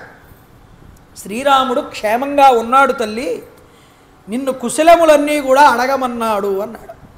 చూడండి, యో బ్రాహ్మమస్త్రం వేదాంశ్చ వేదవిదాం వరః సత్వాం దాశరథి రామ దేవి కౌశలమబ్రవీత్. దశరథ కుమారుడైన రామచంద్ర ప్రభు వేదాంగాల్ని బాగా తెలిసినవాడు, వేదపురుషుడు. అలాంటి వేదవేత్త, బ్రహ్మాస్త్రాన్ని పొందినటువంటి వాడు. అలాంటి వాడు నీ క్షేమ సమాచారాలన్నీ తెలుసుకోమన్నాడమ్మా, అడిగి తెలుసుకోమన్నాడన్నాడు. లక్ష్మణశ్చ మహాతేజ భర్తుస్తే అనుచర ప్రియ కృతవాన్ శోకసంతప్త శిరసాతే అభివాదితం. లక్ష్మణుడు నిన్ను మనసారా వేడుకుంటున్నట్టు పాదాలకి నమస్కారం చేయమన్నాడు. ఈ మాట ఎప్పుడైతే సీతామాత చెప్పిందో అండి, రాముడు క్షేమంగా ఉన్నాడు, నీ క్షేమ సమాచారాలు తెలుసుకోమన్నాడని ఆనందచికితురాలయ్యిందండి. ఏమయ్యా, ఇలా నమస్కారం చెయ్యగానే అంటోంది, కళ్యాణి బతగాదేయం లౌకగీ ప్రతిపాదిమా ఏతి జీవంతమానందో నరం వర్ష శతాదపి. మానవుడనేవాడు బ్రతికి ఉంటే ఎన్ని కష్టాలు వచ్చినా వాడు 100 సంవత్సరాలకైనా ఎప్పటికైనా శుభాన్ని చూస్తాడు అన్న మాట ఈరోజు నా జీవితంలోనే యథార్థమైందయ్యా హనుమా. కాబట్టి తొందరపడిపోయి ఆత్మహత్యలు చేసుకోకూడదు. ఎప్పటికైనా కష్టం వచ్చింది అంటే మానవుడికి తప్పకుండా సుఖం ఉంటుంది తరువాత. ఇది నాకు అర్థమయ్యిందండి. ఇలా చెప్పి సీతాదేవి మాట్లాడుతూ ఉంటే హనుమంతుల వారు ఆమెకి కాస్త దగ్గరగా రావడం ప్రారంభం చేశాట. దగ్గరగా వస్తూ ఉంటే అతన్ని చూసి, అహో దిక్ దుష్కృతమిదం కదితం హి యదస్యమే రూపాంతరముపాగమ్య స ఏవాయాం హి రావణ. ఈ రావణాసురుడే నా దగ్గరికి ఈ వానరు రూపాన్ని దాల్చి నాతో మాట్లాడడానికి ప్రయత్నం చేస్తున్నాడు. నేను ఎంతటి అపచారం చేశాను, ఎంత పొరపాటు పడ్డాను నిజానికి. అయ్యయ్యో, ఒక్కసారి నిలబడి ఉన్నటువంటి సీతమ్మ తల్లి కింద కూర్చుండిపోయిందిటండి. హనుమానపి దుఃఖార్థం తాన్ దృష్ట్వా భయమోహితాం అవందత మహాబాహు తతస్తాం జనకాత్మజాం. దుఃఖార్తయై భయవిహ్వలయై బాధపడుతున్న అమ్మవారిని చూశాడు. ఏమీ కూడా తోచలేదు స్వామి హనుమకి. ఏం చేయగలడు ఆయన మాత్రం? ఎక్కడ కేకలు వేస్తుందో ఎక్కడ కంగారు పడుతుందోనని అలా నమస్కారం చేస్తూ ఉండిపోయాట, మాట్లాడకుండా కంగారు పడుతూ. నువ్వు వానర రూపంలో వచ్చిన మాయావి అయినటువంటి రావణాసురుడివైతే ఇక్కడి నుంచి వెళ్ళిపో, నాకు కారకుడివి కాకు అని చెప్పింది ఆవిడ. ఇది నీకు మంచిది కాదన్నది. ఇది వరకు ఇలాగే నీ యొక్క రూపాన్ని త్యజించి సన్యాసి వేషంలో వచ్చి నన్ను ఎత్తుకుని ఇక్కడికి తీసుకొచ్చావు, ఇంకా నన్ను ఎందుకు పరీక్షిస్తున్నావు నువ్వు అని గట్టిగా అరిచింది అమ్మవారు. అరిచిన తర్వాత మాట్లాడకుండా తలదించుకుని నమస్కారం చేసి ఉండిపోయిన స్వామి హనుమకేసి మళ్ళీ చూసి, అథవా నైతదేవం హి యన్మయా పరిశంకితం మనసోహి మమ ప్రీతి ఉత్పన్నతవ దర్శన. నిజానికి నువ్వు రావణాసురుడివి కూడా కాక ఉండకపోవచ్చు, అయి ఉండకపోవచ్చు. ఎందుకంటే నిన్ను చూస్తూ ఉంటే నా మనసు ప్రశాంతతని పొందుతున్నది. సరే అండి, మండోదరిని చూడగానే హనుమ యొక్క మనసు కోతిలాగా మారింది. సీతమ్మని చూడగానే కళ్ళంపట నీళ్లు పెట్టుకున్నాడు, ఆనందచికితుడయ్యాడు. అలాగే దుష్టబుద్ధులు కలిగిన వాళ్ళని, చెడు అంశాలు కలిగినటువంటి వాళ్ళని చూడగానే మనసే చెప్పేస్తుందండి, మనకి వేరేగా మనం ఆలోచించక్కర్లేదు. ఇప్పుడు సీతమ్మ తల్లికి రావణాసురుడనే అనుమానం ఉన్నా ఆయన ముఖం ప్రశాంతంగా ఉండడాన్ని చూసి, ఈయన యొక్క ముఖాన్ని నేను చూస్తున్నా నాకు ప్రశాంతతగానే ఉన్నది కాబట్టి ఇతడు రావణాసురుడు కూడా కాకపోవచ్చు కదా. స్వప్నంలో వానరుడు కనబడితే శుభాలు కలగవంటారు, ఇప్పుడు ఎలాగ నాకు ఇది స్వప్నమా ఇది నిజమా అని ఆలోచిస్తోంది. ఇది కనిపెట్టాడు స్వామి హనుమ. మళ్ళీ ఈవిడకి నేను రాముడి దగ్గర నుండి వచ్చినటువంటి దూతని అని ఈవిడికి బలంగా విశ్వాసం ఇంకా కలగలేదు. ఇప్పుడు కలగాలంటే ఏం చెయ్యాలి? మళ్ళీ రాముడినే ప్రార్థన చెయ్యాలి. ఇందాక ఏ రామకథ చెప్తే ఈవిడ నన్ను వెంటనే విశ్వసించి రాముడి గురించి అంతా చెప్పిందో, ఇప్పుడు మళ్ళీ ఆ రాముడి గురించి చెప్తేనే ఈవిడ నన్ను విశ్వసిస్తుంది అనుకున్నాడు. ఇక చెప్పడం ప్రారంభం చేస్తున్నాడు. ఆదిత్య ఇవ తేజస్వి లోకకాంత శశీయద రాజా సర్వస్య లోకస్య దేవో వై శ్రవణో యథ విక్రమేణోపపన్నస్య యథా విష్ణోర్మహాయసాః సత్యవాది మధురవాక్ దేవో వాచస్పతిర్యథా. అమ్మా, రామచంద్ర ప్రభు అంటే సాధారణమైన వాడు కాదమ్మా, రాముడి గురించి చెప్తాను వినమన్నాడు. ఏమిటిట? ఆదిత్య ఇవ తేజస్వి, తేజస్సులో సూర్యభగవానుడు అంతటి వాడు రామచంద్ర ప్రభు అంటే. అంతేకాదు లోకకాంత శశీయద, అంతటి ప్రకాశవంతుడైనా ఎవరికీ ఖేదాన్ని కలిగించడు, చంద్రుడిలాగా ఆహ్లాదాన్ని కలిగిస్తాడు. రాజా సర్వస్య లోకస్య దేవో వై వైశ్రవణో యథ.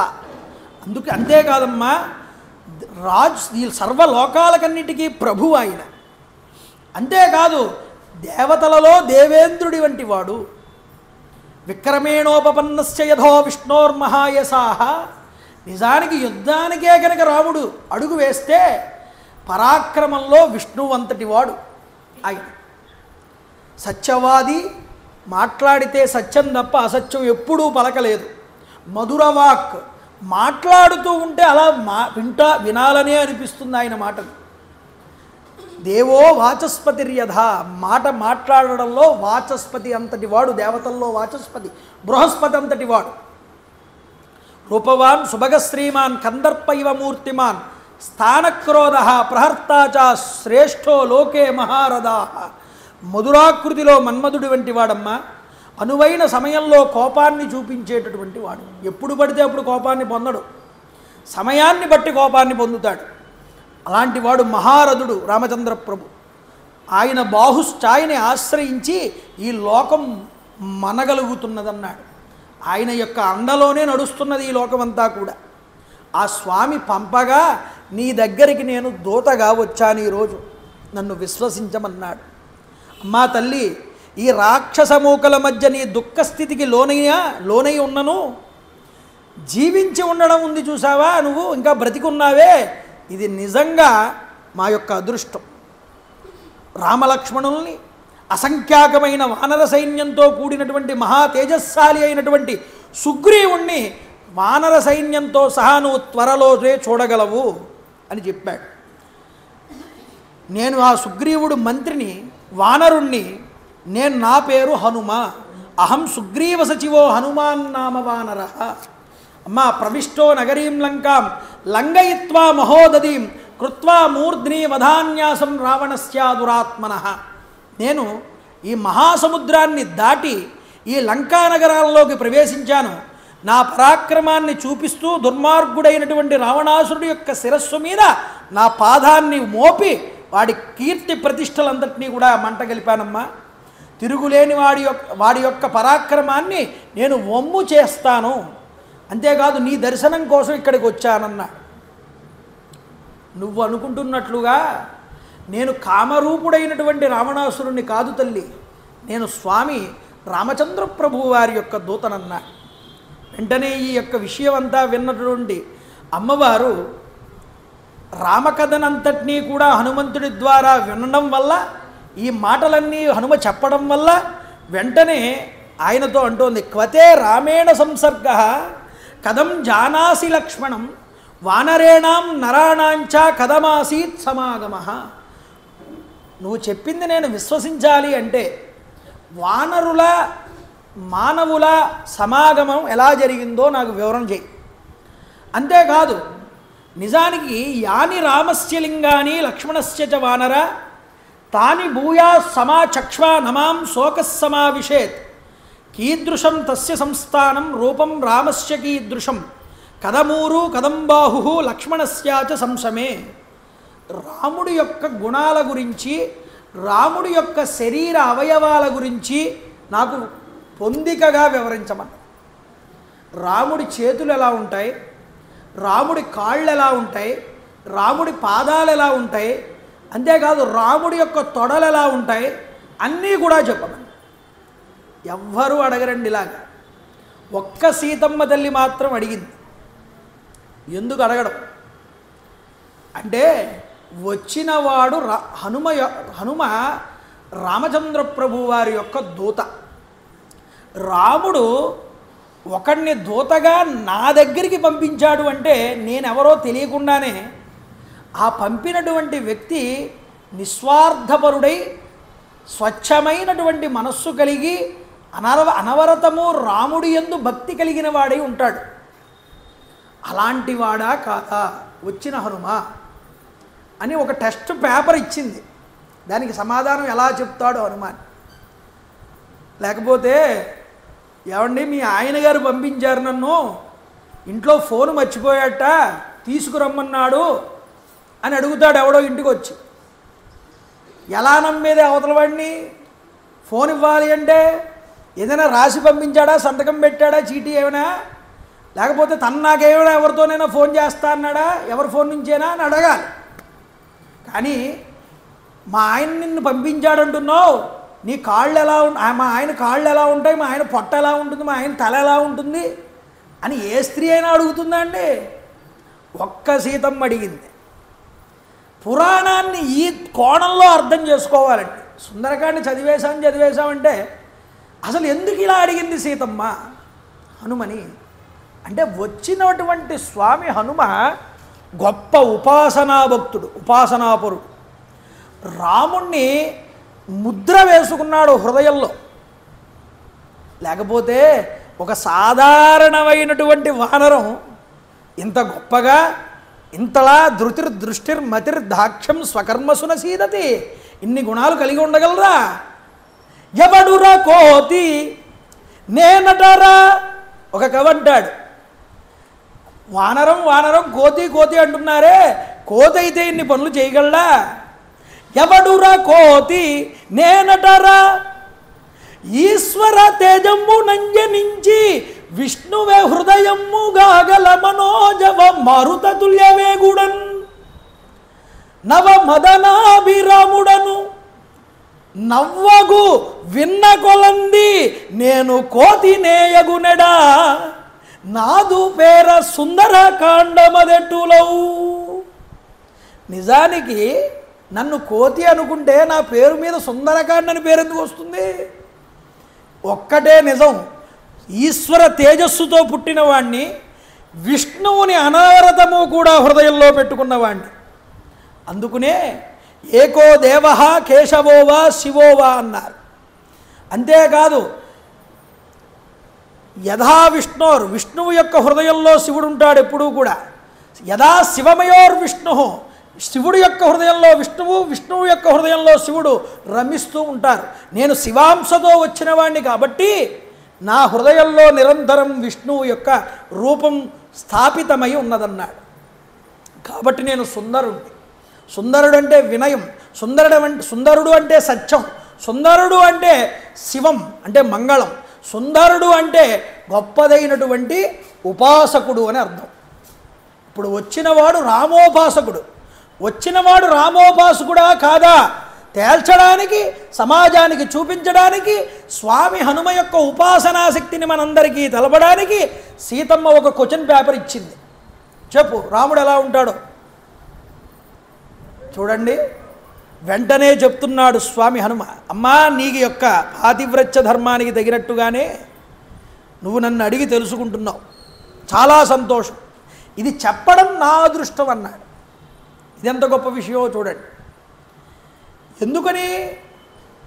రాముణ్ణి గుణగణాలన్నింటినీ చెప్పమనడం వేరు, శరీర అవయవాలన్నీ కూడా వివరించమనడం వేరు.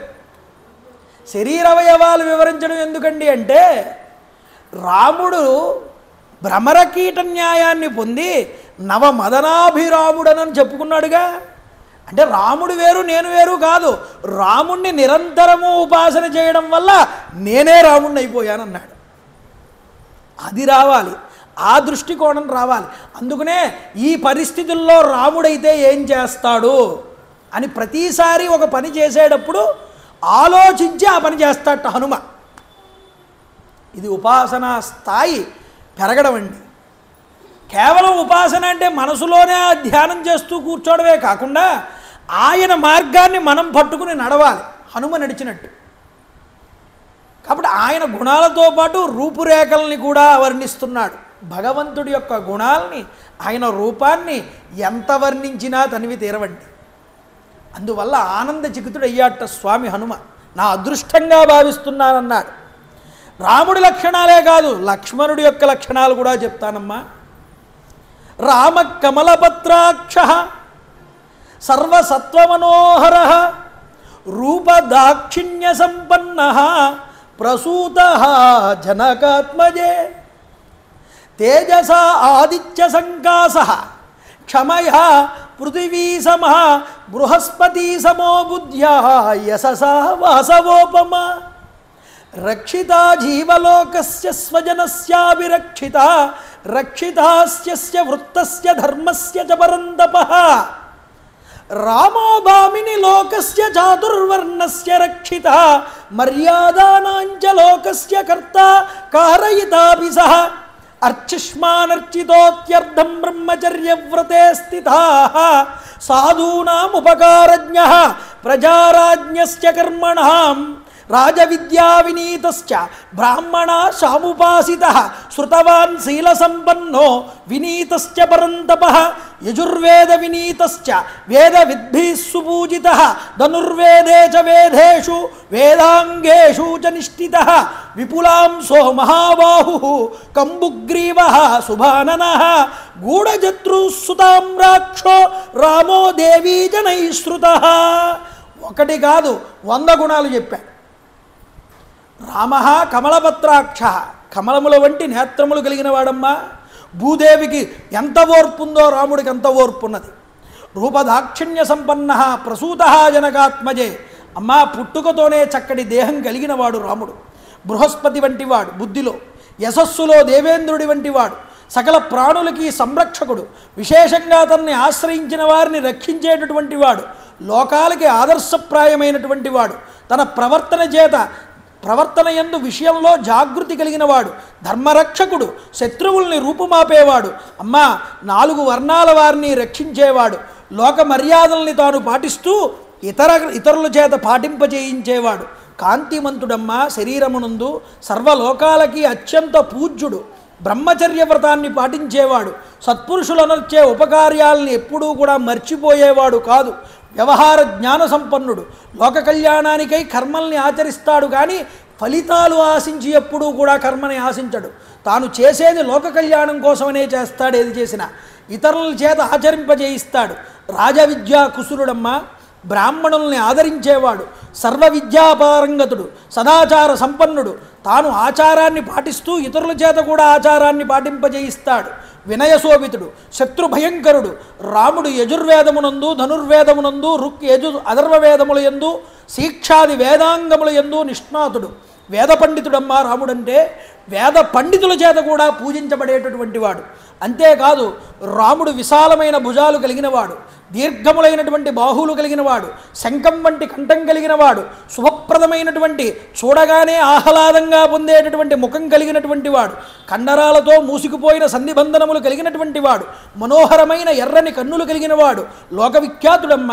దుందుభిధ్వని వలె గంభీరమైనటువంటి కంఠస్వరం కలిగినవాడు, నిగనిగలాడే శరీర ఛాయ కలిగినటువంటి వాడు, ప్రతాపశాలి, ఎక్కువ తక్కువలు లేకుండా పరిపుష్టమైన చక్కని అవయవాల పొందిక కలిగినటువంటి వాడు, పుంసాం మోహన రూపాయ, మేఘశ్యామ వర్ణుడమ్మ రామచంద్ర ప్రభు.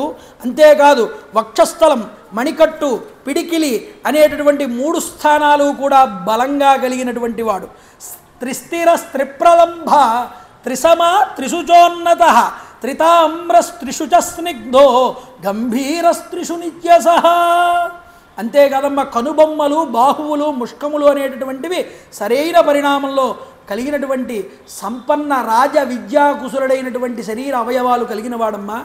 అంతేకాదమ్మా ఆయన వక్షస్థలము, ఆయన యొక్క పొట్ట, ఎర్రని నేత్రాలు, నఖములు, అరిచేతులు, నునుపైనటువంటి పాదరేఖలు కలిగినటువంటి వాడు.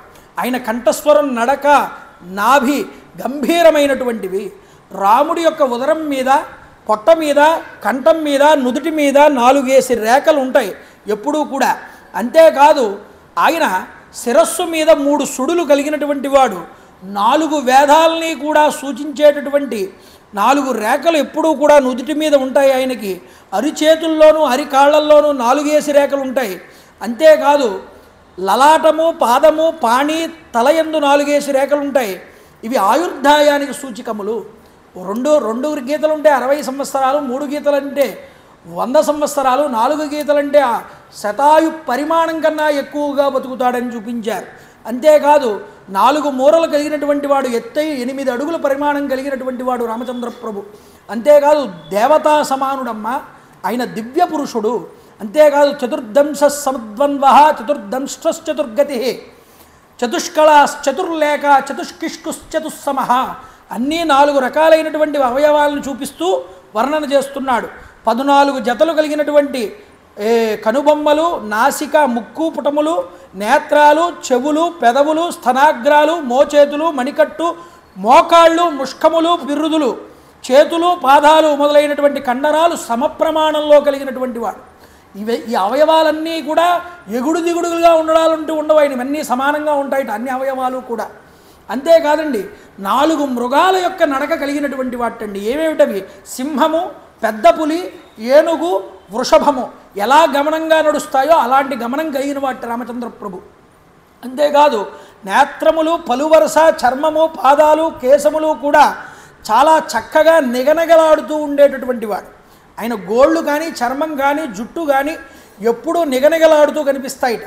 అంతేకాదు ఆయన శరీరం, చేతివేళ్ళు, కాలివేళ్ళు, కరములు, చేతులు, నాసిక, నయనములు, కర్ణములు, వ్రజనము అనే 8 అంశములు కూడా తగిన ప్రమాణంలో కలిగినవాడు. పద్మము వంటి ముఖం కలిగినవాడు. నేత్రాలు, నోరు, నాలుక, పెదవులు, దవడలు, స్తనములు, గోళ్ళు, హస్తాలు, పాదములు మొదలైనటువంటివన్నీ కూడా చక్కని అవయవ సౌష్ఠవంతో కలిగినటువంటి వాడు. అతడు శ్రేష్టమైన శిరస్సు, లలాటము, చెవులు, కంఠము, వక్షస్థలము, హృదయము, నోరు, చేతులు, కాళ్ళు, వీపు అనేటటువంటి 10 అవయవాలు కూడా ఉన్నతమైనటువంటివి. అంటే ఉన్నతమైనటువంటి శారీరక సాముద్రిక శాస్త్రంలో ఏ అవయవములు ఏ జాతి పురుషుడికి ఏ పరిమాణంలో ఉంటాయో ఆ పరిమాణం ఖచ్చితమైన పరిమాణంలో శరీర అవయవాలు కలిగినటువంటి వాడు రామచంద్ర ప్రభు అని గోళ్ళు దగ్గర మొదలుపెట్టి తల వెంట్రుకల దాకా విడిచిపెట్టకుండా అన్ని శరీర భాగాల్ని ఆపకుండా వర్ణించాడు స్వామి హనుమ. ఆశ్చర్యపోతూ చూసింది సీతామాత. నిజానికి నేను కూడా ఇంతలా చూడలేదు నా భర్తని, ఇంతలా ఎప్పుడు ఉపాసన చేశాడయ్యా వీడు అన్నంత ఆశ్చర్యంగా చూస్తోంది. అంతేకాదండి, భ్రాజాత సస్యద్వైమాత్ర సౌమిత్రీరపరాజిత అనురాగేణ రూపేణ గుణైశ్చైవ తథావిధాః. రాముడు నీలమేఘశ్యాముడైతే అతని తమ్ముడు లక్ష్మణుడు బంగారుపు వర్ణంలో ఉంటాడు. వీళ్ళిద్దరినీ నేను ఋష్యమూక పర్వత ప్రాంతం దగ్గర కలుసుకున్నానమ్మా మొట్టమొదట అని చెప్పాడు. కాబట్టి రాముణ్ణే తలుచుకుంటూ, రాముణ్ణే మననం చేస్తూ, రాముడు తప్ప అన్య వస్తువుని భావించకుండా రామనామంతో, రామ రూపంతో, రామ భావనతో, ఇది కూడా పట్టుకోవాలి మీరు. రాముడు ఏ భావన అయితే కలిగి ఉంటాడో ఆ భావనని కూడా తీసుకున్నాడు జీవితంలో నడవడిక కింద. కాబట్టి రామనామాన్ని, రామ రూపాన్ని, రామ భావనని ఎవడైతే పట్టుకుంటాడో వాడు రాముడే అవుతాడు. నవమదనాభిరాముడను అని అందుకుని ఆ మాట వాడాడు కవక్కడ. కాబట్టి రాముడే తాను అవ్వాలి అంటే ఈ మూడు రాముడి నుంచి పుణికి పుచ్చుకోవాలి. అలా పుణికి పుచ్చుకున్నవాడు స్వామి హనుమే. కాబట్టి ఆ హనుమ ఇక్కడికి రావడానికి అర్హత సంపాదించుకున్నాడు, నాతో మాట్లాడడానికి అమ్మవారితో. అందువల్ల సాధారణమైన వ్యక్తి కాదు వచ్చినవాడు, సాధారణ వానరం కాదు, ఈయన సుందరుడు. అందువల్ల ఈ కాండకి లంకకాండనో వానరకాండనో లేకపోతే సీతాకాండనో ఏది పెట్టలేదు. ఆ యొక్క పేర్లు సుందరకాండ అని పెట్టాడు ఆయన. ఎంతో సుందరంగా భగవత్ విషయాన్ని, భగవత్ భావనని, భగవత్ ఉపాసనని అన్ని రకాలుగా రంగరించి చూపిస్తుంది. భగవంతుడు నడుచుకున్న మార్గంలో ఉన్నటువంటి విషయాలన్నింటినీ, మిగతా కాండల్లో ఉన్న విషయాలన్నింటినీ ఇందులో హనుమ ఆచరించి చూపించాడు. అందువల్ల ఇది సుందరకాండ అయింది. ఇది హృదయం అయ్యింది రామాయణానికి అంతటికీ కూడా. అంతేకాదు ఒక్క రాత్రిలో 18 గంటల సమయంలో మొత్తం అంతా కూడా 14 సంవత్సరాలలో జరిగిన కథనంతటికీ కూడా ముగింపు తీసుకొచ్చేశాడు ఒక్క రాత్రిలో స్వామి హనుమ. అలా తీసుకొచ్చాడు కాబట్టి ఇది సుందరమయ్యింది. అర్థమవుతుందండి. అందువల్ల 14 సంవత్సరాల నుంచి ఉంది ఈ ఆవేదన రాముడికి సీతామాతకి అరణ్యాల పాలయ్యామని. ఈ అరణ్యాల పాలవడం కాదు, విడిపోయినా ఈ బాధలో మునిగి ఉంటే దీనికి అంతటికీ ఒకే ఒక్క పరిష్కారం స్వామి హనుమ ఒక్కరోజు రాత్రిలో పూర్తి చేస్తున్నాడు. అమ్మా ఋష్యమూక పర్వతం దగ్గర కలుసుకున్నాం. ఈ రామచంద్ర ప్రభువుని సుగ్రీవుడితో మైత్రీ బంధాన్ని ఏర్పాటు చేసిన వాడిని నేనే. నేను సుగ్రీవుడి యొక్క మంత్రినమ్మా. కాబట్టి ఒక్క గంతులో పర్వత శిఖరం దగ్గరికి చేరుకుని వీళ్ళిద్దరినీ ఎక్కించుకుని సుగ్రీవుడితో కలిపాను. సుగ్రీవుడితో మైత్రియే కాదు, సుగ్రీవుడు అన్నగారైనటువంటి వాలి వల్ల నష్టపోయి ఉన్నాడని వాలిని వధించాడు రామచంద్ర ప్రభు. అలాగ ధర్మస్థాపన చేశాడమ్మా. ఇద్దరూ అగ్నిముఖత స్నేహాన్ని ఏర్పాటు చేసుకున్నారు. స్నేహితుడి యొక్క ఆ యొక్క రుణాన్ని తీర్చుకుందామని, సహాయాన్ని ఫలితంగా మళ్ళీ తాను సహాయం చెయ్యాలని, తాను వానరులందరికీ ప్రభువు కాబట్టి వానరులందరినీ అన్ని వైపులకి పంపించాడు వెతకమని. అలా పంపించగా దక్షిణముఖంగా వచ్చి నిన్ను నేను కలుసుకోవడం జరిగిందమ్మా.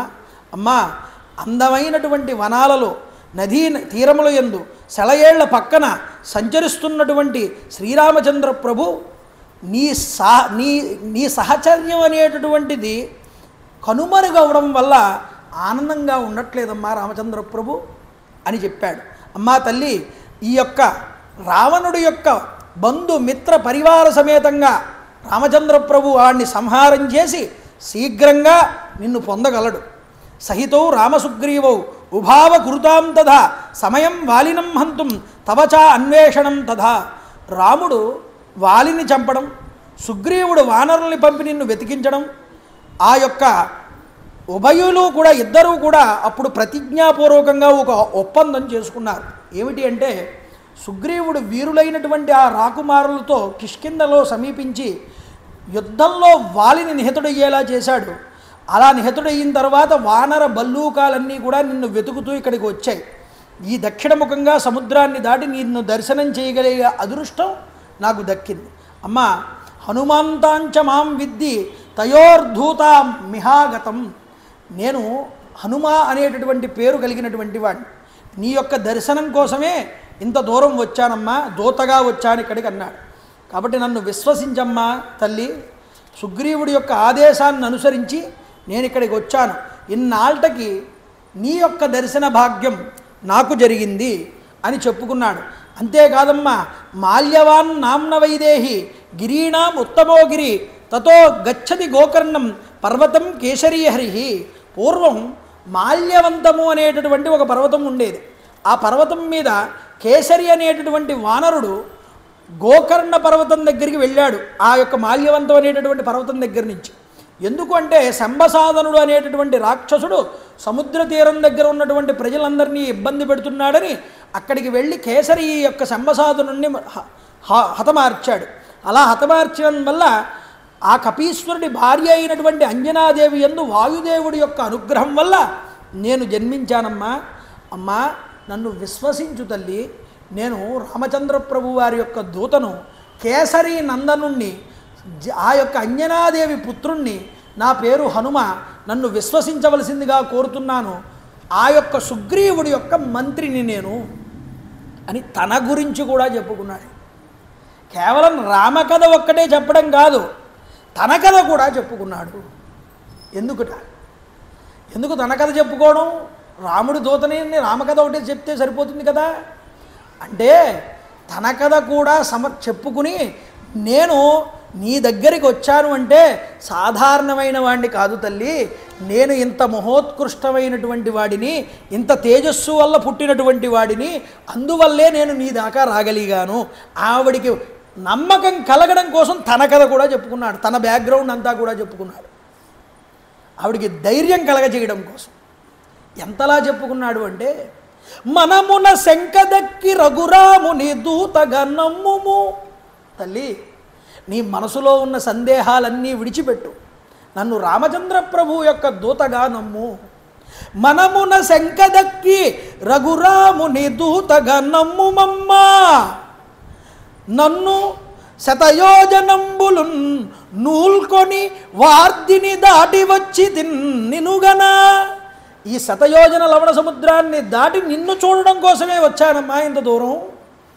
రాముడు నిభృత నీరజ ముక్తదళాభిరామలోచనుడు తప్తదేహుడు నిశాసమయంబులెరుంగకుండడు. ఆ రామచంద్ర ప్రభు పగలు రాత్రి తేడా లేకుండా నిరంతరము కూడా నిన్నే ధ్యానిస్తున్నాడు. ఆ రామచంద్ర ప్రభు సందేశాన్ని తీసుకుని దూతగా నీ దగ్గరికి వచ్చానమ్మా, నన్ను విశ్వసించు తల్లి, నన్ను రఘురామ దూతనని నమ్ముమమ్మా. విశ్వనాథ సత్యనారాయణ గారు అంటారు రామాయణ కల్పవృక్షంలో, నన్ను రఘురాముని దూతగా నమ్ముమమ్మ, దానవలోక హంతకున్ నను రఘురామ దూతగా నూల్కొనుమమ్మ. ఆయతలోకశీలుడై చనియడినట్టి నీ చరణ సారస భక్తుడు లక్ష్మణుండు నీ కనిచ నమస్కృతుల్ విరతాంజలి బద్ధుడై. ఈ యొక్క మరిది లక్ష్మణస్వామి రామచంద్ర ప్రభు నీ క్షేమ సమాచారాలు అడిగి తెలుసుకోమన్నారు.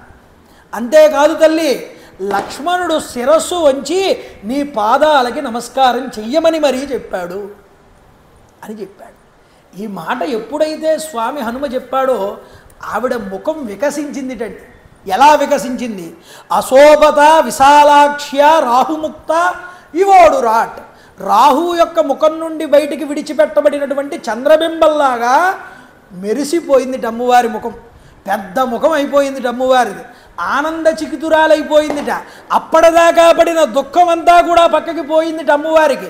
ఆనందంతో హాయిగా ఎంతో రాముడే దగ్గరికి వచ్చాడా అన్నంతటువంటి బిడియాన్ని సిగ్గుని పొందిందిట. అమ్మవారి ముఖంలో ఆనందాన్ని పసిగట్టాడు స్వామి హనుమ. పసిగట్టగానే ఇక ఇదే సరి అయిన సమయం, ఈవిడికి నమ్మకం కలిగింది కాబట్టి రామనామాంకితమైన అంగుళీకాన్ని ఇవ్వాలనుకుని సిద్ధపడుతున్నాడు. వానరోహం మహాభాగే దూతో రామస్య ధీమతః రామనామాంకితం చేదం పశ్యా దేవి అంగుళీయకం ప్రత్యయార్థం తవానీతం తేన దత్తం మహాత్మనా. ఈ రామనామాంకితమైనటువంటి అంగుళీకాన్ని తీసి అమ్మవారి చేతికి అందించబోతున్నట్ట స్వామి హనుమ. అమ్మవారు ఆశ్చర్యచకితురాలై రామచంద్ర ప్రభు ఇచ్చిన ఆ అంగుళీకాన్ని తన చేతితో పట్టుకుని తీసుకుని దాన్ని చూసింది. చూడడమేమిటి, గృహీత్వా ప్రేక్షమాణాస భర్తృకర విభూషణం భర్తారమివ సంప్రాప్త జానకీ ముదితా భవతు రమారమణ గోవింద గోవింద. తన భర్త వేలుకుండే ఉంగరాన్ని అలా చూడగానే కళ్ళంపట ఆనంద బాష్పాలు రాలి నిజంగా తన భర్తే తన దగ్గరికి వచ్చాడా అన్నంత ఆనందాన్ని పొందింది సీతామాత. ఆనంద చికితురాలయ్యింది. ఎంతగానో ఎన్ని సంవత్సరాల నుండో ఆ యొక్క వనవాస క్లేశాల్ని అనుభవిస్తూ దుర్భరమైన క్లేశాల్ని ఆ అమ్మ ఎప్పుడూ కూడా కష్టాన్ని అనుభవించాను అని బాధపడలేదు. కానీ 10 నెలల బట్టి రామచంద్ర ప్రభువుకి దూరం అయిపోవడం వల్ల 10 నెలలు 10 యుగాలుగా కాలం గడిపి చిక్కి శల్యమై నీరసించి పతినే తలుచుకుంటూ తాను తన శరీరాన్నే విడిచిపెట్టేద్దామనుకుంటున్నటువంటి సమయంలో రామభక్తుడై రామ ఉపాసకుడై రామ భావనాపరుడై తాను అక్కడికి వచ్చి అంత క్లేశమైనటువంటి మార్గాన్ని అధిరోహించి ఆ అమ్మని చూసి అమ్మకి తన మాటల ద్వారా స్వాంతనపరిచి ఆవిడ యొక్క ప్రాణాలని నిలబెట్టి ఆవిడ ముఖంలో అన్ని నెలల మట్టి ఉన్నటువంటి దుఃఖాన్ని పాలద్రోలి ఆవిడ ముఖంలో ఆనందాన్ని తీసుకొచ్చినటువంటి ఏకైక భక్తుడు ఉపాసకుడు స్వామి హనుమ మాత్రమే. ఆయనకి మనం ఏమిచ్చి రుణం తీర్చుకోగలం నిజానికి చెప్పండి. కాబట్టి అటువంటి ఉపాసనాపరుడు యొక్క కథ కాబట్టే ఇది సుందరకాండ అని పిలిపించుకోబడింది. అందుకనే సుందరకాండ చదవండయ్యా మీ దుఃఖాలు పోతాయి, సుందరకాండ చదవండయ్యా మీకు శుభాలు కలుగుతాయి, సుందరకాండ చదవండయ్యా మీకు సకల గ్రహాలు దూరమైపోతాయి, దోషాలన్నీ కూడా మీకు సకల శ్రేయస్సులు కలుగుతాయి. ఎందుకని స్వామి హనుమని తలుచుకుంటే ఆనంద పరవశురాలవుతుందిట సీతామాత. రామచంద్ర ప్రభు ఆనంద చికుతుడవుతాడట.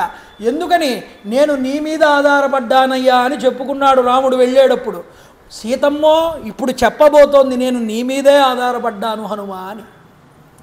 ఇద్దరు పరమాత్మ స్వరూపులైనటువంటి రామచంద్ర ప్రభు సీతామాత ఈ హనుమ మీదే ఆధారపడ్డారంటే తాను ఎంతటి మహద్భాగ్యశాలో ఎంతటి ఉపాసనాపరుడో దైవాన్ని ఎంత గట్టిగా పట్టుకుని నమ్ముకున్నవాడో స్వామి హనుమ మనకు అర్థమవుతుంది.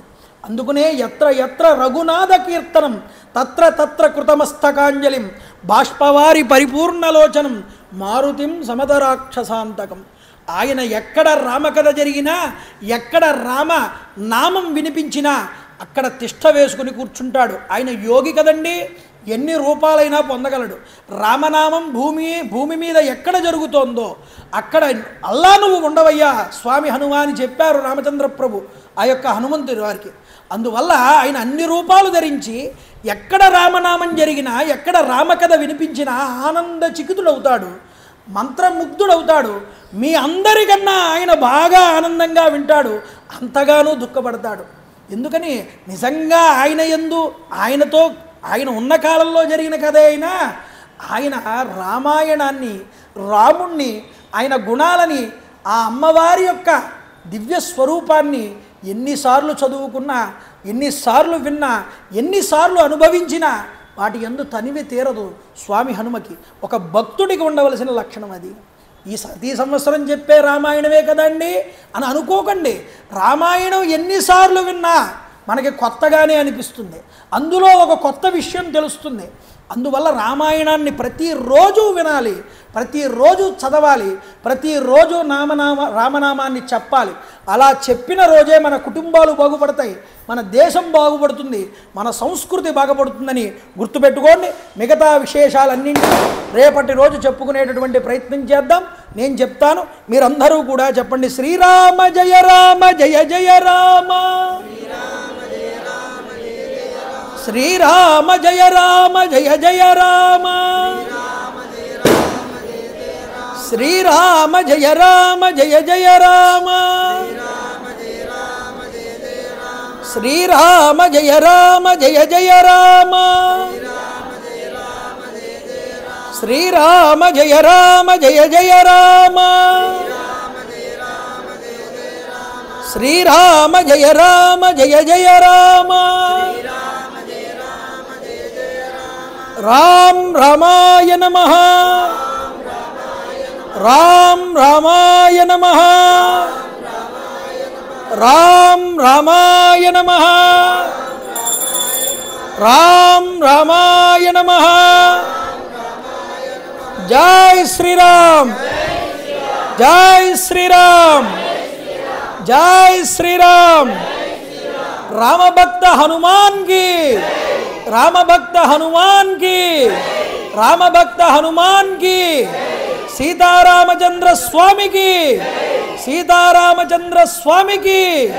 సీతారామచంద్ర స్వామికి. మంగళం గోసలేంద్రాయ మహనీయ గుణాత్మనే చక్రవర్తి తనూజాయ సార్వభౌమాయ మంగళం.